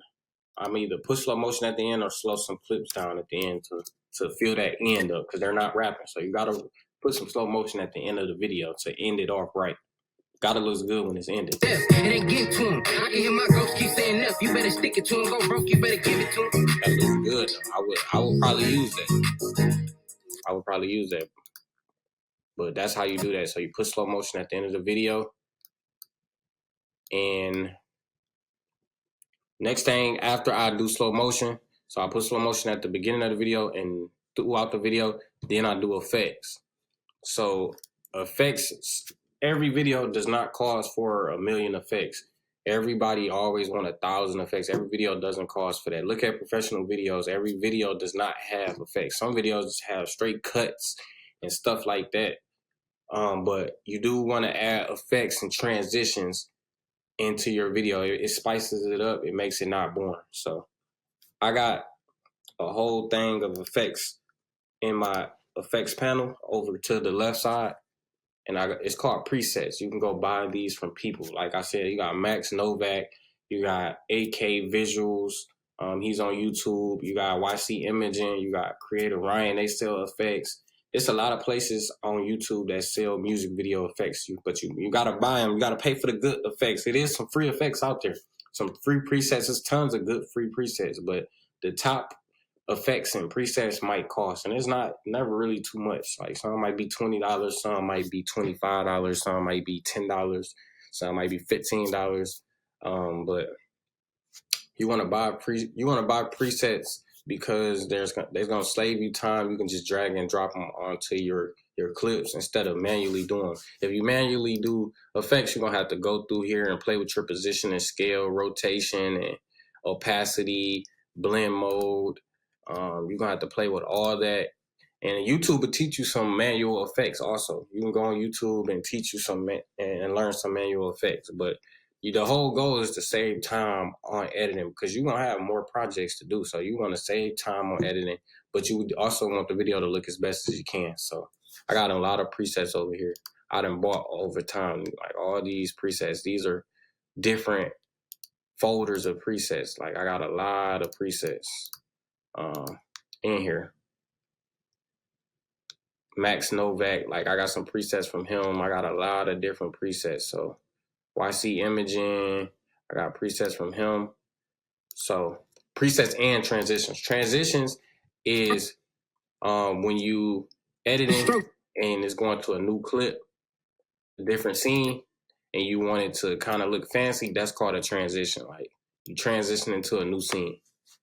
So I'm gonna show y'all what a transition look like first. Different. Shaking with that paper. Okay, so that's a we finna show you what a transition is now. Let's say blurred lines. These are transitions. I can just drag and drop. This is what I mean by drag and drop. I don't have to do this manually over here. It'll be hard because you have to know exactly what you're doing. Like when you're doing manual effects, you're gonna have to go to YouTube or you're gonna have to just know off the mind. But I got drag and drop. So this say clip 1, blurred lines, clip 1. Blurred line, clip 2. Let's see how it looks like. You want to render it, but sometimes it'll play through the yellow. So I may not have to render it. Different. Try to take it. We gonna see for real if you bleed different. Shaking with that paper's like. Okay, so yeah, we gotta render it because it couldn't play through. Like computer sometimes not strong enough to just play it through yellow. But just showing you what a transition look like. Okay. Let's do it. Try to take it. We gonna see for real if you bleed different. Shaking with that paper's like a hot. You see that? That is a transition. You bleed different. Shaking with that paper's like a hot. I got different transitions. So let's see another one. Up tempo punch.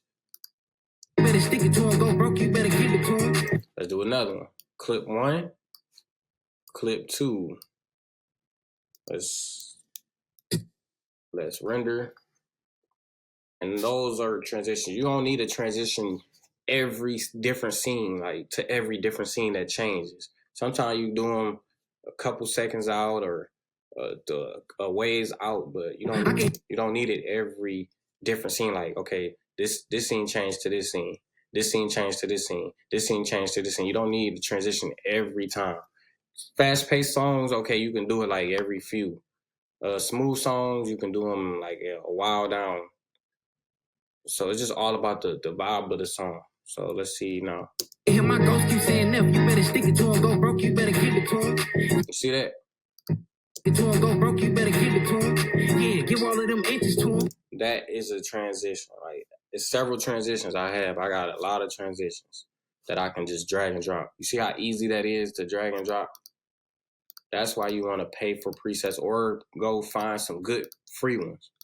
But you have to look to find the good free ones. So those are transitions. A lot of people sell transitions. Let's look at effects now. I have a ton of effects too also. You want to keep your effects looking fresh, looking like professional. You don't want to look like a rookie with your effects. Like some stuff looks ugly. Don't just throw anything on a clip. Some stuff doesn't even look good on a clip. You got to make sure it looks good. Throw flashes on there. Throw trippy effects, mirror effects. It's a lot of different effects, but let's just say a mirror effect. I got mirror effects. So 4 boxes. We'll go to something. Okay, let's go right here because it's bright. Right, it's a little lighter. 4 boxes. That could be an effect. You see how I turned red? You always got to render that. Like you cannot export your video with it on red. But you see how I just changed it to a whole mirror effect? Drag and drop easy. You can do a mirror effect through here, through your effects panel up here, but it's gonna take you a while because you gotta do it manually. So, okay, I just dragged and dropped a mirror effect. Let's try a glitch effect, TV distortion effect. I got so many effects you can just drag and drop. That saves you time on editing, getting drag and drop effects. Input, output to make this, to render this. You got to input, output. That's how you render the I and the O on your keyboard. Render it out.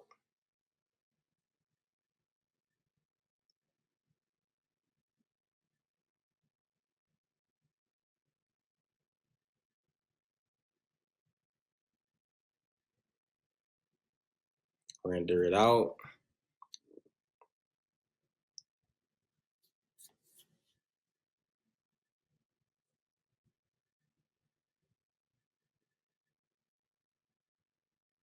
Coleman, this shit different strokes when your lead. You see that? That was an effect. Gary Coleman, this shit different strokes when your lead. And it don't always, every effect don't always look good. So you got to know what looks good, what you see in music videos and stuff like that. You just got to make it make sense. Don't always just throw anything on a clip. Different. Try to take it. We gonna see. Okay, so you got to be creative too, man. You gotta be fresh. Like, don't always use the same effects every video. Try to do some different effects. Switch it up. Like, there's a lot of effects out there. Thousands of effects out there, so you can switch it up. But that's what it is to drag and drop an effect onto a clip. It's not gonna be it's onto this specific clip. It's not gonna be onto these clips under here. So you can also drag and drop the effect onto adjustment layer. I don't need this whole adjustment layer. You can input and output on the adjustment layer too, and it'll give you a shorter adjustment layer. But let's say I just wanted to put an effect on the adjustment layer though, because some effects require you to use it on the adjustment layer, and you can't use it on the clip. But let's undo that TV distortion effect that I put on there. So I'm gonna keep undoing until I see that it's gone, which is over here in my effects panel. So that's how I know it's still on the clip. Undo, it's gone. See, it's not over here anymore. And this clip is not highlighted with that pinkish color. So go to effects, media browser, history, markers, effects, TV distortion. Let's put the adjustment layer back on. I don't need this adjustment layer to be that big, so I can cut it or bring it back and make it that long.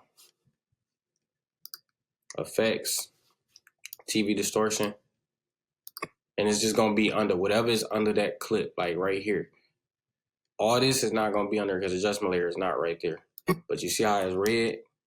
You gotta render it out. Different strokes. Different strokes when you see that? Different strokes when it's you still on there, but it's only on that adjustment layer and the clip that's under that adjustment layer. So don't need that. So that's what I mean by effects. You can use the effects panel and position and scale. Position means, like, with this, I'm going to show you what this means.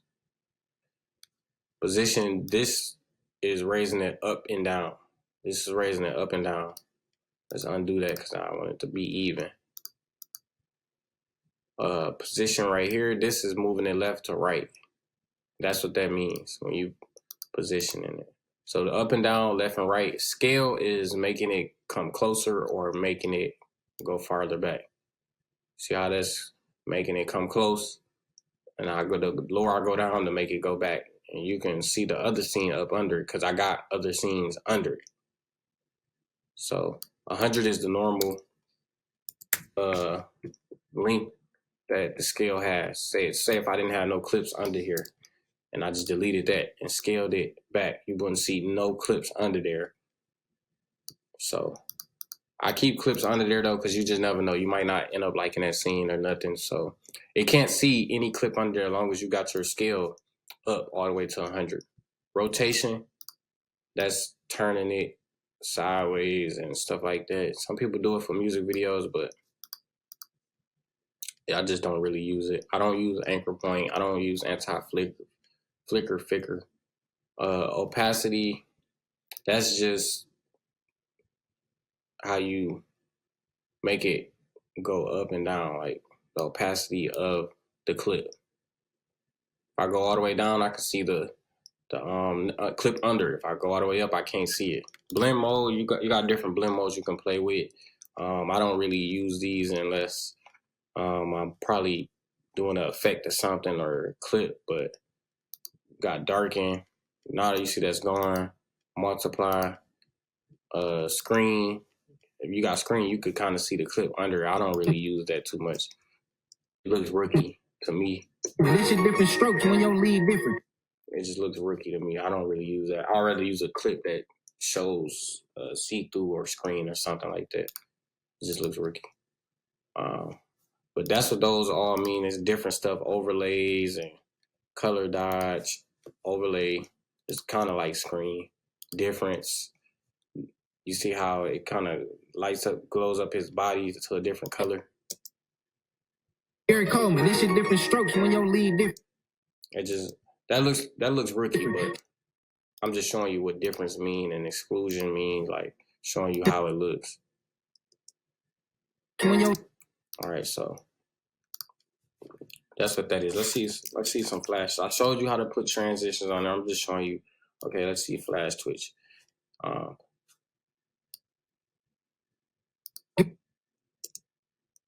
Gary Coleman, this shit different strokes when your lead different.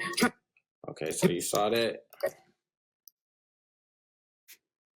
Let's render it out and see what that flash twitch looks like. I got different flashes over here.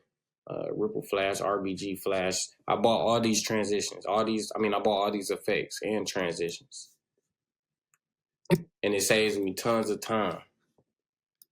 Gary Coleman, this shit different strokes when your lead different. See that? I like it. It's dope. That's dope. Eat with me. Gary Coleman, this shit different strokes when your lead different. Try to take it. We gon' see for real if you bleed different. Yep. See that? Okay. Undo that. But I'm just showing you different effects and stuff that you can put on here, like ghost flash transition. You could put that. It's red, but it's meant for a transition, so I shouldn't just do it on this whole clip. If anything, to do a ghost transition, it don't have clip 1 to clip 2 on this, but it says it's a transition, so you should nest it. That's when nesting come into frame. Like, say if I want to nest these 2 clips, turn them into a transition, because it switched from this scene to this scene to that scene. So I will click shift and the arrow key at the bottom of the right side of the keyboard. Click that once, twice. When you use the shift, it goes by 5 frames. If you don't use the shift, it goes 1 frame at a time. So look how I'm not using the shift button. It's going 1 frame at a time. It's gonna take you forever. If you do shift, that goes 5 frames. Shift again with the arrow key, another 5 frames. That's 10 frames already. I just went. So I cut it right there. I cut it by using the C tool, and then go back with the shift again. Press the back arrow. Go over to the first performance scene right here. Click the arrow once again. Click the arrow twice again. That's 10 frames. Sometimes you may need to only use 2 frames or 5 frames. It just depends on what effect you use. Right click, click nest, click OK. Ghost flash transition right here. Let's in and output right here. So let's see, render it out.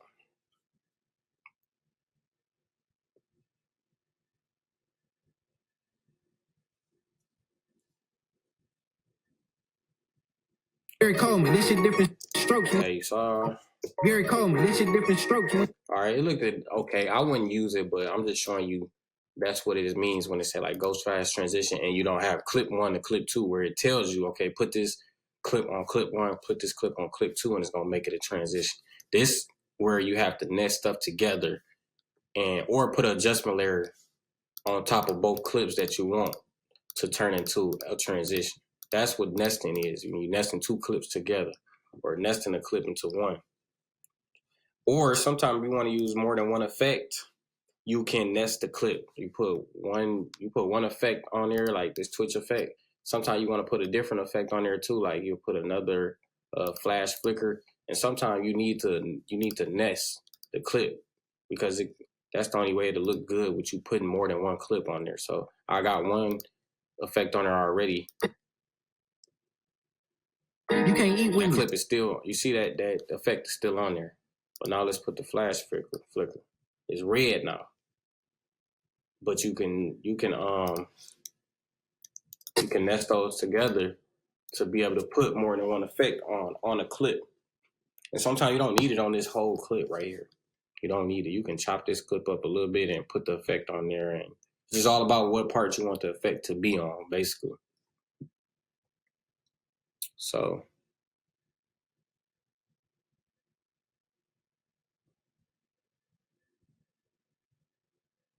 but this is how you put a video together And this is what turns it into a whole complete video at the end. Like, you'll be surprised. Like, you do these steps that I'm telling you.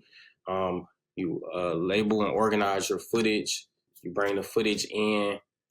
You line your performance clips up, synchronize them to where the program can automatically hear them, and then unlink the footage original audio from the original song, and then you delete the original audio. On that flow, you can't eat with me. Gary Coleman, this you can't eat with me. See, they got two effects at once. I normally don't do it, but you can do it. So I'm gonna undo all that. But that's how you put more than one effect on a clip. You nest it, put the first effect on there, nest it, and put the second clip. So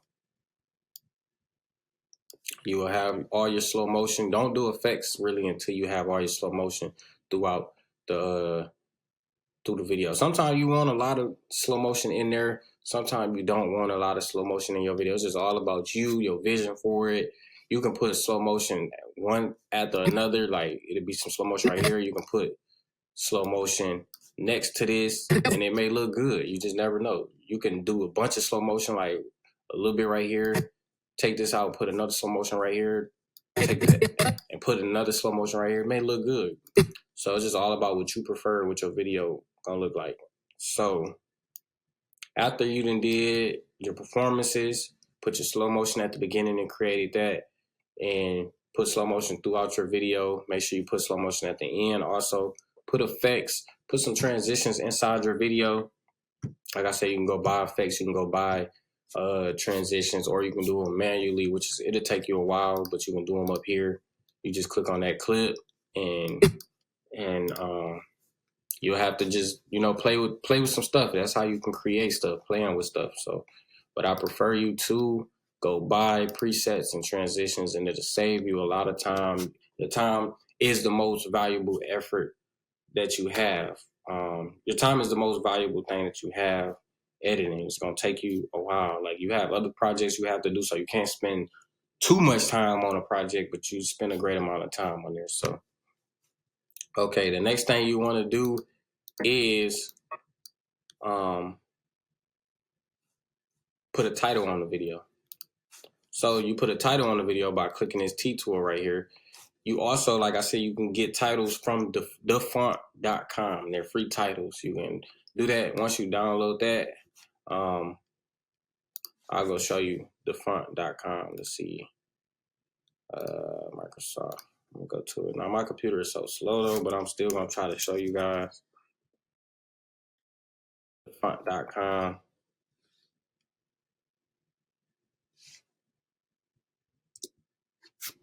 My computer is so slow. So we're waiting on it to see if it go to it.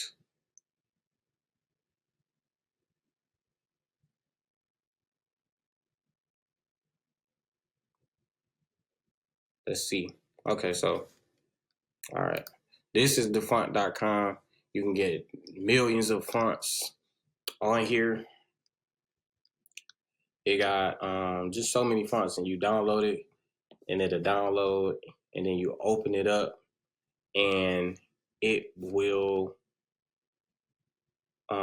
insert into your editing program automatically. But you have to download it, open the font up, install the font, and it's not hard. After you open it up, you double click it, install it, and it'll say install, and it'll install into your editing program already. Even with your editing program already open it and install it in there. So this is where you get all the fronts, and you want to kind of switch your fronts up, but make sure your fonts fit the video. Don't just install any font. Like, this wouldn't look good on my video.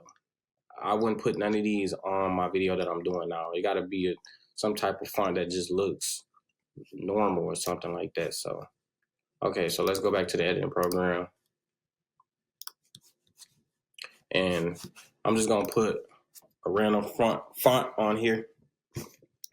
And you just put the artist name in the song at the beginning. You can either put the title at the beginning, or you can put it at the end. Most videos, though, the title and stuff goes at the beginning. Some videos, it may fit at the end, but me, I put most of my titles and fonts at the beginning.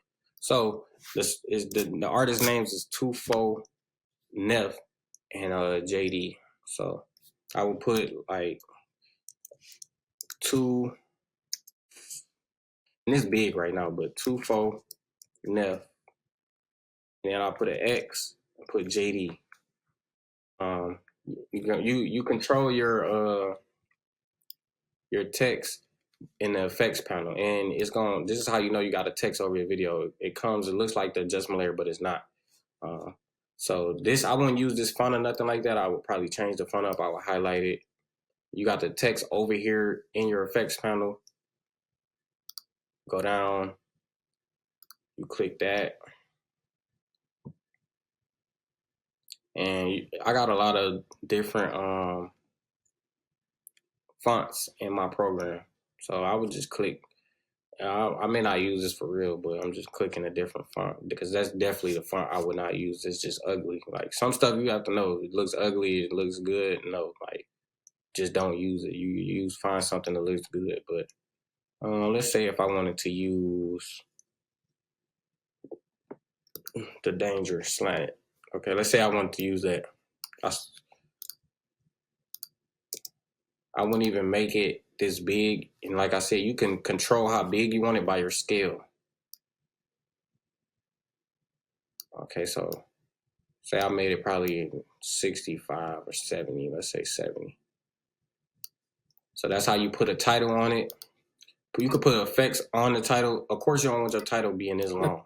So I would shorten my title up a little bit. See that? What up? Then I probably would put. I would probably put the title right here at the beginning, right here at this first one. And then I will put the name of the song right here. You can either put the name under this, under the title, under the names, or you can put the name of the song on the next scene. Like I would put it on the next scene, but sometimes I have put it under the names and it looks good. It's just all about what looks good for you. So then right here, I will put the name of the song, which is ATM. Of course, like I said, you don't want your title to be super long. And I would shorten that up to the same size that I have their names. I put it at 70, scaled it at 70. So you could put effects on your title and sometimes they look good, like a glitch effect or something. Let's say I want a glitch effect. I went over to my effects panel, glitch text effect 1. I'm gonna put it, let's say I'll put it on that. It's red though. So I gotta render it out. Gotta render it out so you can see what it looks like.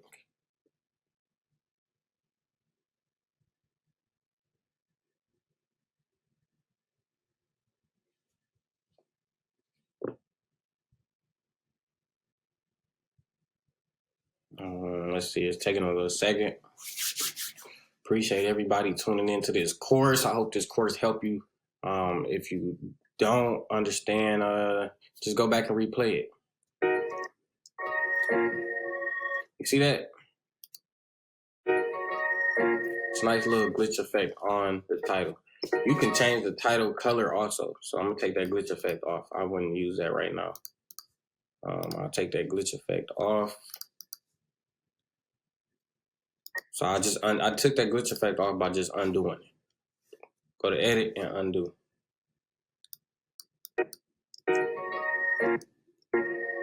Okay, so you can also change the color. You can change the color of that also by just going to the text and going to this appearance, and you can change that. Say I want to be red. Now it's red. I didn't click the D, but I should have clicked the D too. Change it to red. So let's go back out. Go back and do the whole thing. Hopefully it changed the whole thing red. So now the whole thing is red.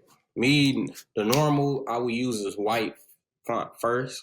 That's the normal color for music videos then, but sometimes you want to spice it up. Make it a certain color or something. Make it, a certain color, certain font. That looks good. But that's how you put a title on there. I got a title right here.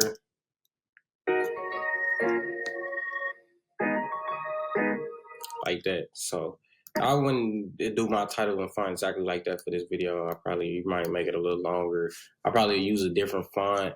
Sometimes you can do black video and put the font in black instead. So I will click the new item, and you can do certain stuff over here also by clicking new item. You can do a black video, adjustment layer, captions, color mat. You can do all kind of stuff, but I'll click a black video. Say you didn't even you just wanted a little bit of the video at the beginning to be black video with just words. You always wonder, you see that on some videos, and then it'll come on with some slow motion. So let's see this. So I would do this like this. 2-4 See how, okay, I will put that in the middle also. I'll make sure that's in the middle.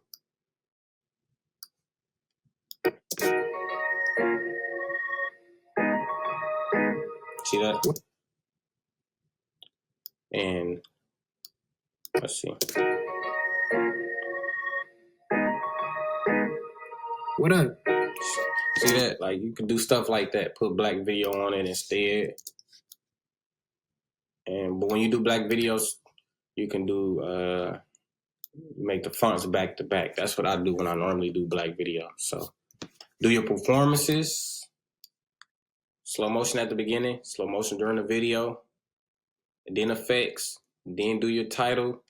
And the last thing you should do is color grading. Color grading, you do not have to be the most talented at. You can be basic. You can be, I am the most basic color grader there probably is, like, or it's probably people more basic than me, but I do the basic color grade. I'm not the most genius at color grading, but it has gotten me to where I'm at. So I appreciate that. So we're going to do color grading next. All right, so let's get back into it. So next step is color grading. Like I said, let's start color grading. So what I do is I'll get a adjustment layer and put it over my whole timeline. Because most of the time when I color grade, I want it to go over my whole timeline, unless I want to color grade specific clips inside my timeline. So, all right. So you put a color grade over there, adjustment layer over your whole thing, and then if you click a clip, it's gonna color grade that. But if you click that, it's gonna color grade the whole timeline under it. So then you click color. That's how you color grade. And like I said, I'm not the most person who do the most thing with color grading, but I can do the basics. So with color grading, you just basically you really want to know these 4 things, know how to do these 4 things. Well, you really want to know how to do this whole little area right here. That's what I normally is good at. So I decide first if I want the footage to be have a cold temperature or warm temperature, or you just keep it the same. Most of the time I keep it the same, but this I probably would do a little cold temperature. I don't really mess with the tint too much. Not in this. I wouldn't turn it green or have that pink in it, so I just click 0 with that. And then exposure, you decide if you want. So exposure is like adding light to your video, just like how you can kind of do it in the camera, you can do it in the program. But you got to be easy on this, because the more light you add, you will start to see that grain in the video. So it's just like in the camera. If you add too much light, you're going to have grain. So I normally, if I got to add light, it'd be 0, like between 0 and 1. The most is 0 and 1.5. Like that's the most I add. Sometimes 2 at the max. I never really go over 2 though. So with this, I'll probably add like 0 with it. And that's gonna be over the whole scene. Every scene is like that because I'm doing it to the adjustment layer. So let's undo it and see how, if I undo that. Oh no, I didn't. I added that to just that clip. So I gotta copy this, cut it, because that's just applying it to this clip. I want it over the whole every clip. So let's do it. And so I will go down here and I will paste it. And now it's inside this adjustment layer, every clip. And I'm gonna cut that. Let me see, make sure it's inside this whole clip.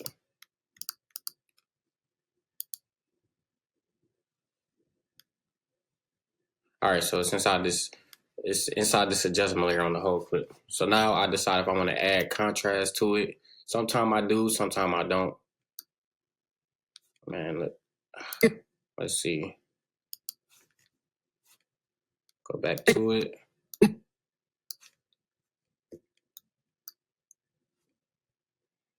And sometimes this computer just be acting dead slow, man.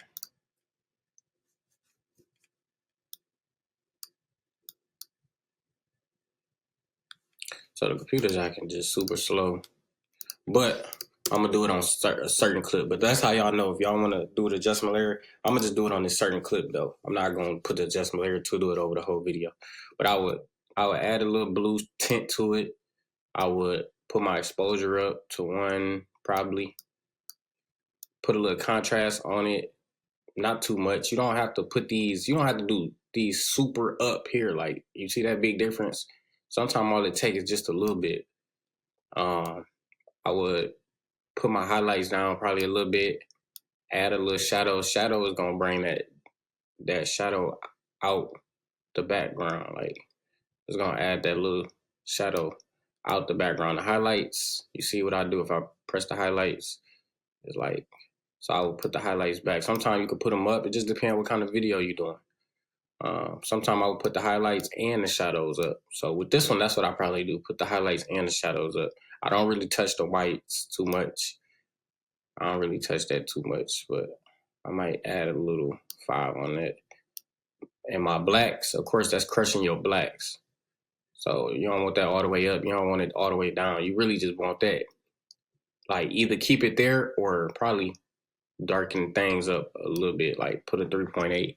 And that's just going to, all your darks is going to crush them. Like, and saturation controls like the tones of their skin, or like really the whole thing though. But if you put that all the way up, you can see now like it's too saturated. Take it off. That's also how you do black and white without having the effect on there. Like, you see how I put that effect on here? That's how you do the saturation, black and white. So I normally do not mess with the saturation. I keep their skin tones how it normally is. Sometimes you can add a little more if you wanted to warm it up a little bit, but I don't mess with the saturation too much. I never really touch it. So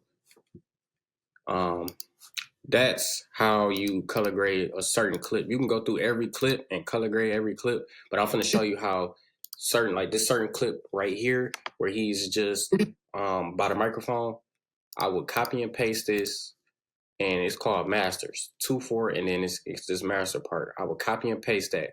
I would cut it because I don't need it right here. I want it in the master. Master is meaning if you put it right here, instead of in the 2/4 clip, the normal 2/4, if you put it in the master, it will put it onto every clip in the timeline. Like that this performance clip right here that he's at the microphone with, it will put it on every clip. See, if I didn't put it right there, so let's undo that.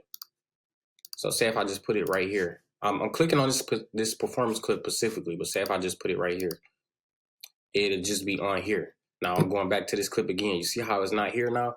That's because I did not put it on the master clip. The master clip is gonna put it on every clip, every performance clip he was at the microphone with, like that specific clip.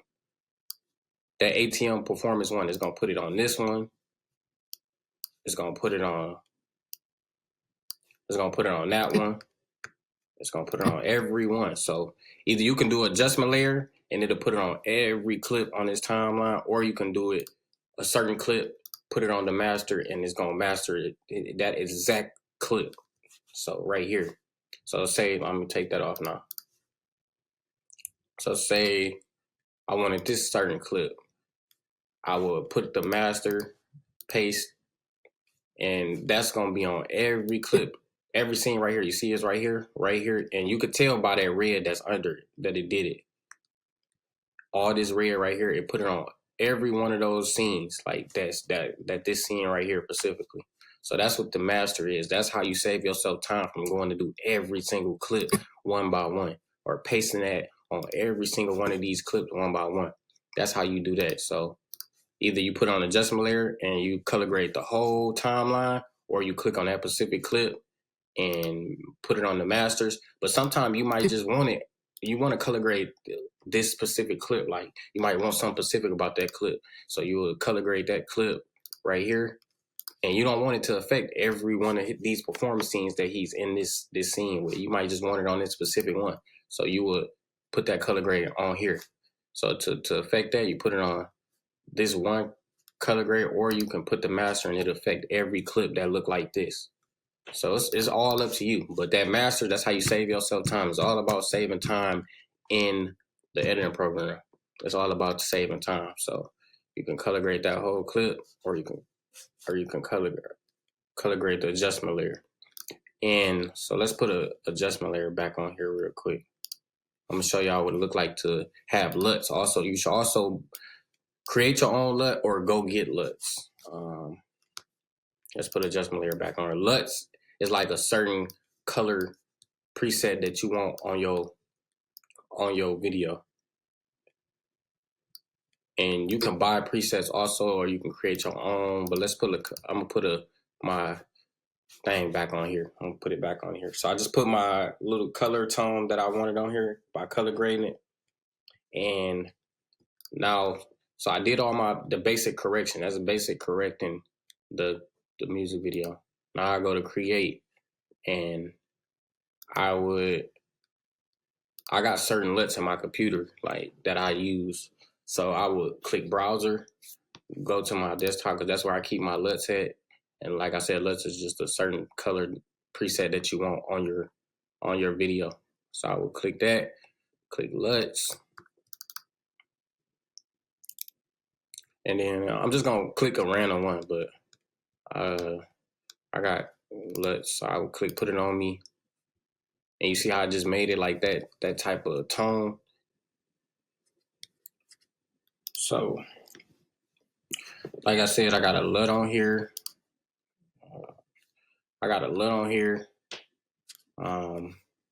And you can control the intensity, faded film, sharpen, vibrant, saturation, all that tint. I don't really mess with the curves. Let me show you what color wheels match. I'm the most basic when it comes to color grading. I'm still learning as I go. But let me show you what the vignette mean. That just put the little corners, 4 corners dark. Sometimes it looks good on the video. Sometimes it may look good just on the scene, but I use it every once in a while. I don't really use it. And if you put it that way, it's gonna put white. So that's the most basic color grading stuff you to it. And then you can go to even if you got it on the color grade on every scene, you could go through certain scenes and check them out. Make sure they're not too bright. Like this, it's a little too bright. So I'm finna go through it and go down a little bit. I would probably put it to that 0.7 because it was too bright. You could add a little contrast to it. You could still go to every scene and check them out, make sure it's not too bright, make sure it looks good. Like this is dark, so I would add some more light to it, make sure no grain is coming through it. But I would add it like that, probably either 1.8 or 1.5. I'll probably say 1.8. You can go through every scene and still color grade that, even after having the color grade on it. It's a LUT still on this right here. Put it on me LUT right here. So I would put it up to, now matter of fact, I would put it up to 80 like that. I like that color on the, but you would have to go through these scenes because you see how that's too dark. You could actually take the color grade off of this one. Like you could take the color grade off of that and just color grade that one specifically. Like, you could do that. Color grade that one specifically. You don't have to have that LUT on every color grade, but I would have my scenes looking like that for sure. Because I like that. I would have that scene looking like that yellow. So color grading is like, it's real. Don't panic, don't get nervous when you see color grading, because you can do the most basic stuff. All you need to know is these basic things right here. Know how to control these. Don't use them too much. Don't bump it up super much. Don't bump it low too much. You just need to know, have them right in the middle. Like, and you can learn the exposure, contrast, highlights, shadows, whites, blacks, all on YouTube. All this color grading, there's so many color grading videos on YouTube. You can learn. You just got to sit there and learn them. Saturation. You, like I said, go buy LUTs. The more stuff you buy, the more time it's gonna save you on editing. You want to save because you got more edits you got to do. You want to save time. You got curves, color wheels. You can mess with your midtones, shadows, highlights. I don't really use them too much. I don't use this too much either. Like, and I'm just gonna keep it honest with y'all. I just do the most basic color grading, and it got me far. Like, people still want to shoot the videos and everything. So you just gotta do the basic color correction, and that's color grading. Like I said, mess with your temperature, exposure, contrast, highlights, shadows, whites, blacks, saturation, and then I just put a LUT on there. Sometimes you don't need a LUT though. Sometimes you can get with just these though. You can do with just these exposure, contrast, and you will be okay. You don't always need a LUT on every video. This will do sometimes. So that is how you color grade. I just went through every scene, not every scene, but I just went through the beginning like this. I would add a little more light to it, and look how bright it has got. That looks much better. I would add that. You could make it blue. You can make it, add a little blue tint to it. Highlights, you can bring the shadows up, but I wouldn't bring the shadows up. Don't forget that undo button is gonna be your best friend in this editing program. That undo button.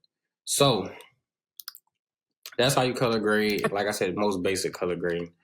Like I said, use your adjustment layer, put it over the whole thing, or you can do certain clips. And don't forget that master if you want to use it, that color grade on every clip, every certain clip.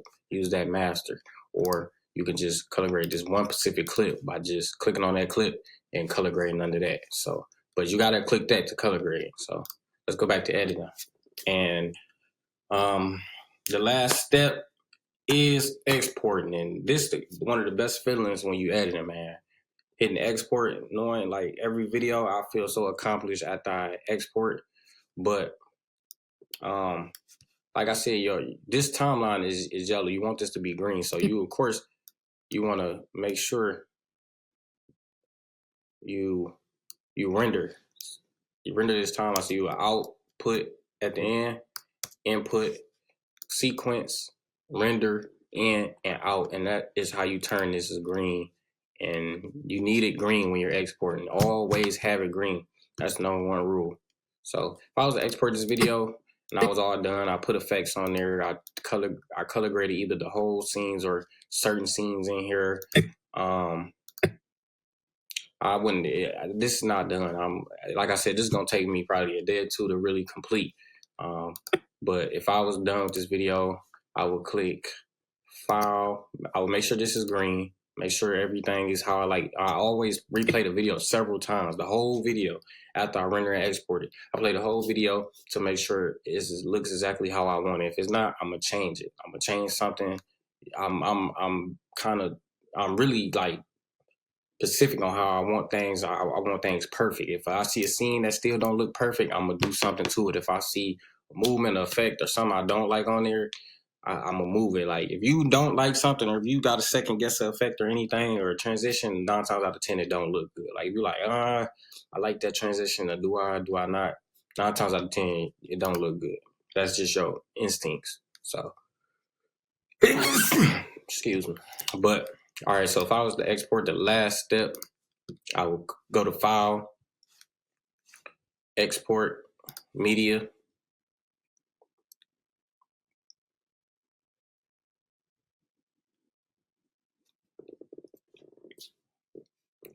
Okay, when you click File, Export Media, this pops up. And this is how I have my settings when I'm exporting. Format H.264. I have that. Match source high bit rate for my preset. Output name, you see how naming it at the beginning It's how it saves you time of having to change the file name at the beginning. You should have your file name as the actual name of the song so you don't get confused looking for the song in your hard drive. I have export video clicked, exported audio clicked, video settings, basic video settings. I have that checked, frame rate checked, field order checked, aspect checked, render at maximum depth. You can click that, but I don't click it sometimes. I just keep it at the H.264, and I click it at the match source high bit rate. But sometimes I would click that and just do custom.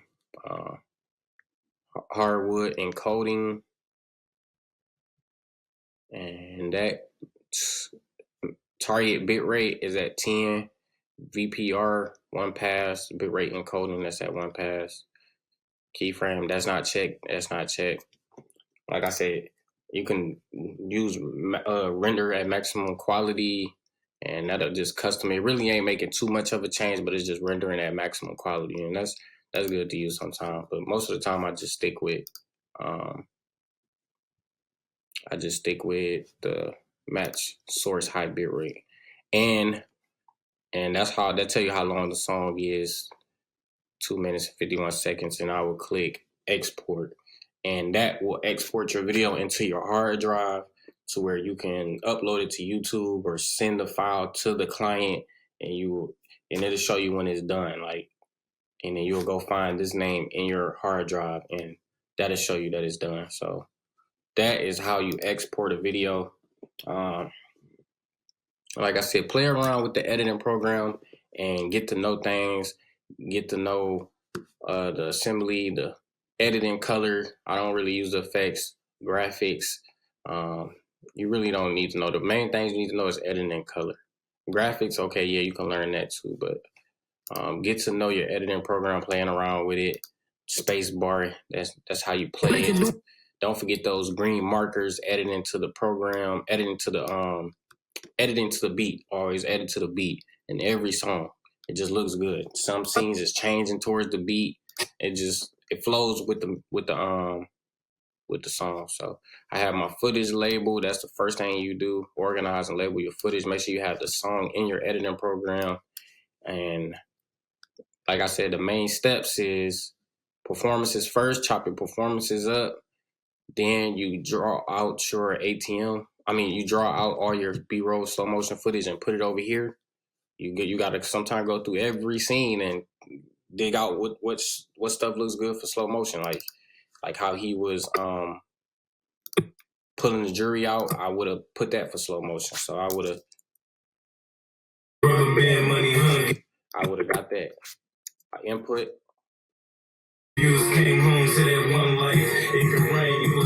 and I would have output that, like where he's playing with the jury. Put that over here.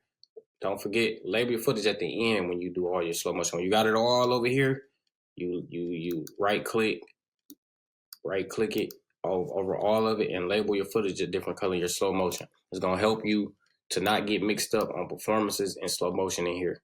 So then once you got your slow motion over here again, like I said, you go to the front, do your slow motion at the front, put stuff at the front, fill that front up first, and then put slow motion through the video. Make sure you have slow motion towards the end, and then you do effects and transitions if you need it. Not every video calls for effects and stuff like that. Transition. Some videos look good, clean. And then you color grade. That is the last step. You color grade. But you always should color grade because your footage need that extra little color. Even if it's a little bit color grade, you need a color grade on there. I see a lot of videos with no color grade and choppy slow motion. I think choppy slow motion is the number one act of you looking like an amateur. Choppy slow motion and dark videos. Like people are shooting videos at nighttime with no lights. Like some people don't have lights yet. So if you don't have lights yet, you got to use it to your best of your ability. Try to get under some light or something. But dark videos is just the second thing that make your video look like an amateur. So I would not recommend dark videos. Invest in some lights. No matter even the artists say, "Oh, I like dark videos." Like, no, they don't. People are not gonna watch no dark video for real. Like, if they can't really see what's going on in the video, It don't look good. It's okay to shoot at night and don't have it super bright, but you need light to light up the subject's face. So choppy slow motion amateur and amateur is the first thing for amateur. So we got effects, all that. And just make sure everything is pulled to the beginning of your timeline. And always, like I said, all you need at the beginning is to where they start rapping, and then slow motion goes at the beginning of that. So that is how you edit a music video. It's not hard. The more you do it, the more repetition you do, the faster you're going to get, the more you're going to just get to know stuff down pat. So I recommend definitely editing more and more music videos. You're going to get faster and faster. It's still tons of more videos on YouTube on how to edit music videos. Like I said, watch the Imaging. He have edited music videos. Creative Ryan have edited music videos. It's a couple of different people. Max Novak have edited different music videos, and he does a lot of good effects. So you definitely want to do some more research on YouTube, but watch this video back over and over. Watch this course over. I do want to thank you for making it to the end of the course, and I wish you nothing but success in your music video career. I wish you nothing but success in your music video career. If you apply all this information that you have learned in this course, you will be successful. You will get clients. Don't just start off and get in it for the money, because then you're not going to want to do it. It takes patience to do this job, especially to sit on the computer for hours and hours and hours. But if you develop a love for it or a passion for it, the money will come. I have, like I said, I'm full time with this now. I work with tons of artists. I've done tons of videos, had videos do over 100K. So yeah, you just got to keep going with it, and be that director that you see. Like, always pay attention to other directors, but do not compare your work. Never compare your work to another director. That is how you steal joy, like the number one killer of joy. So don't ever compare your work. Always stay in your own lane, create your own style, your own look. That's what I recommend. So appreciate you buying this course. I want to say thank you. Congrats to you. This was a big step on even buying this course. I appreciate it.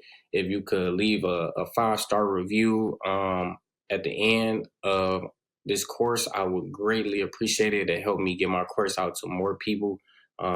If you have any questions, email me shotbykadeem@gmail.com, and I'll do my best to get back to you. So yeah, man, appreciate everybody buying this course, and go out there, be great. Don't try not to make less mistakes.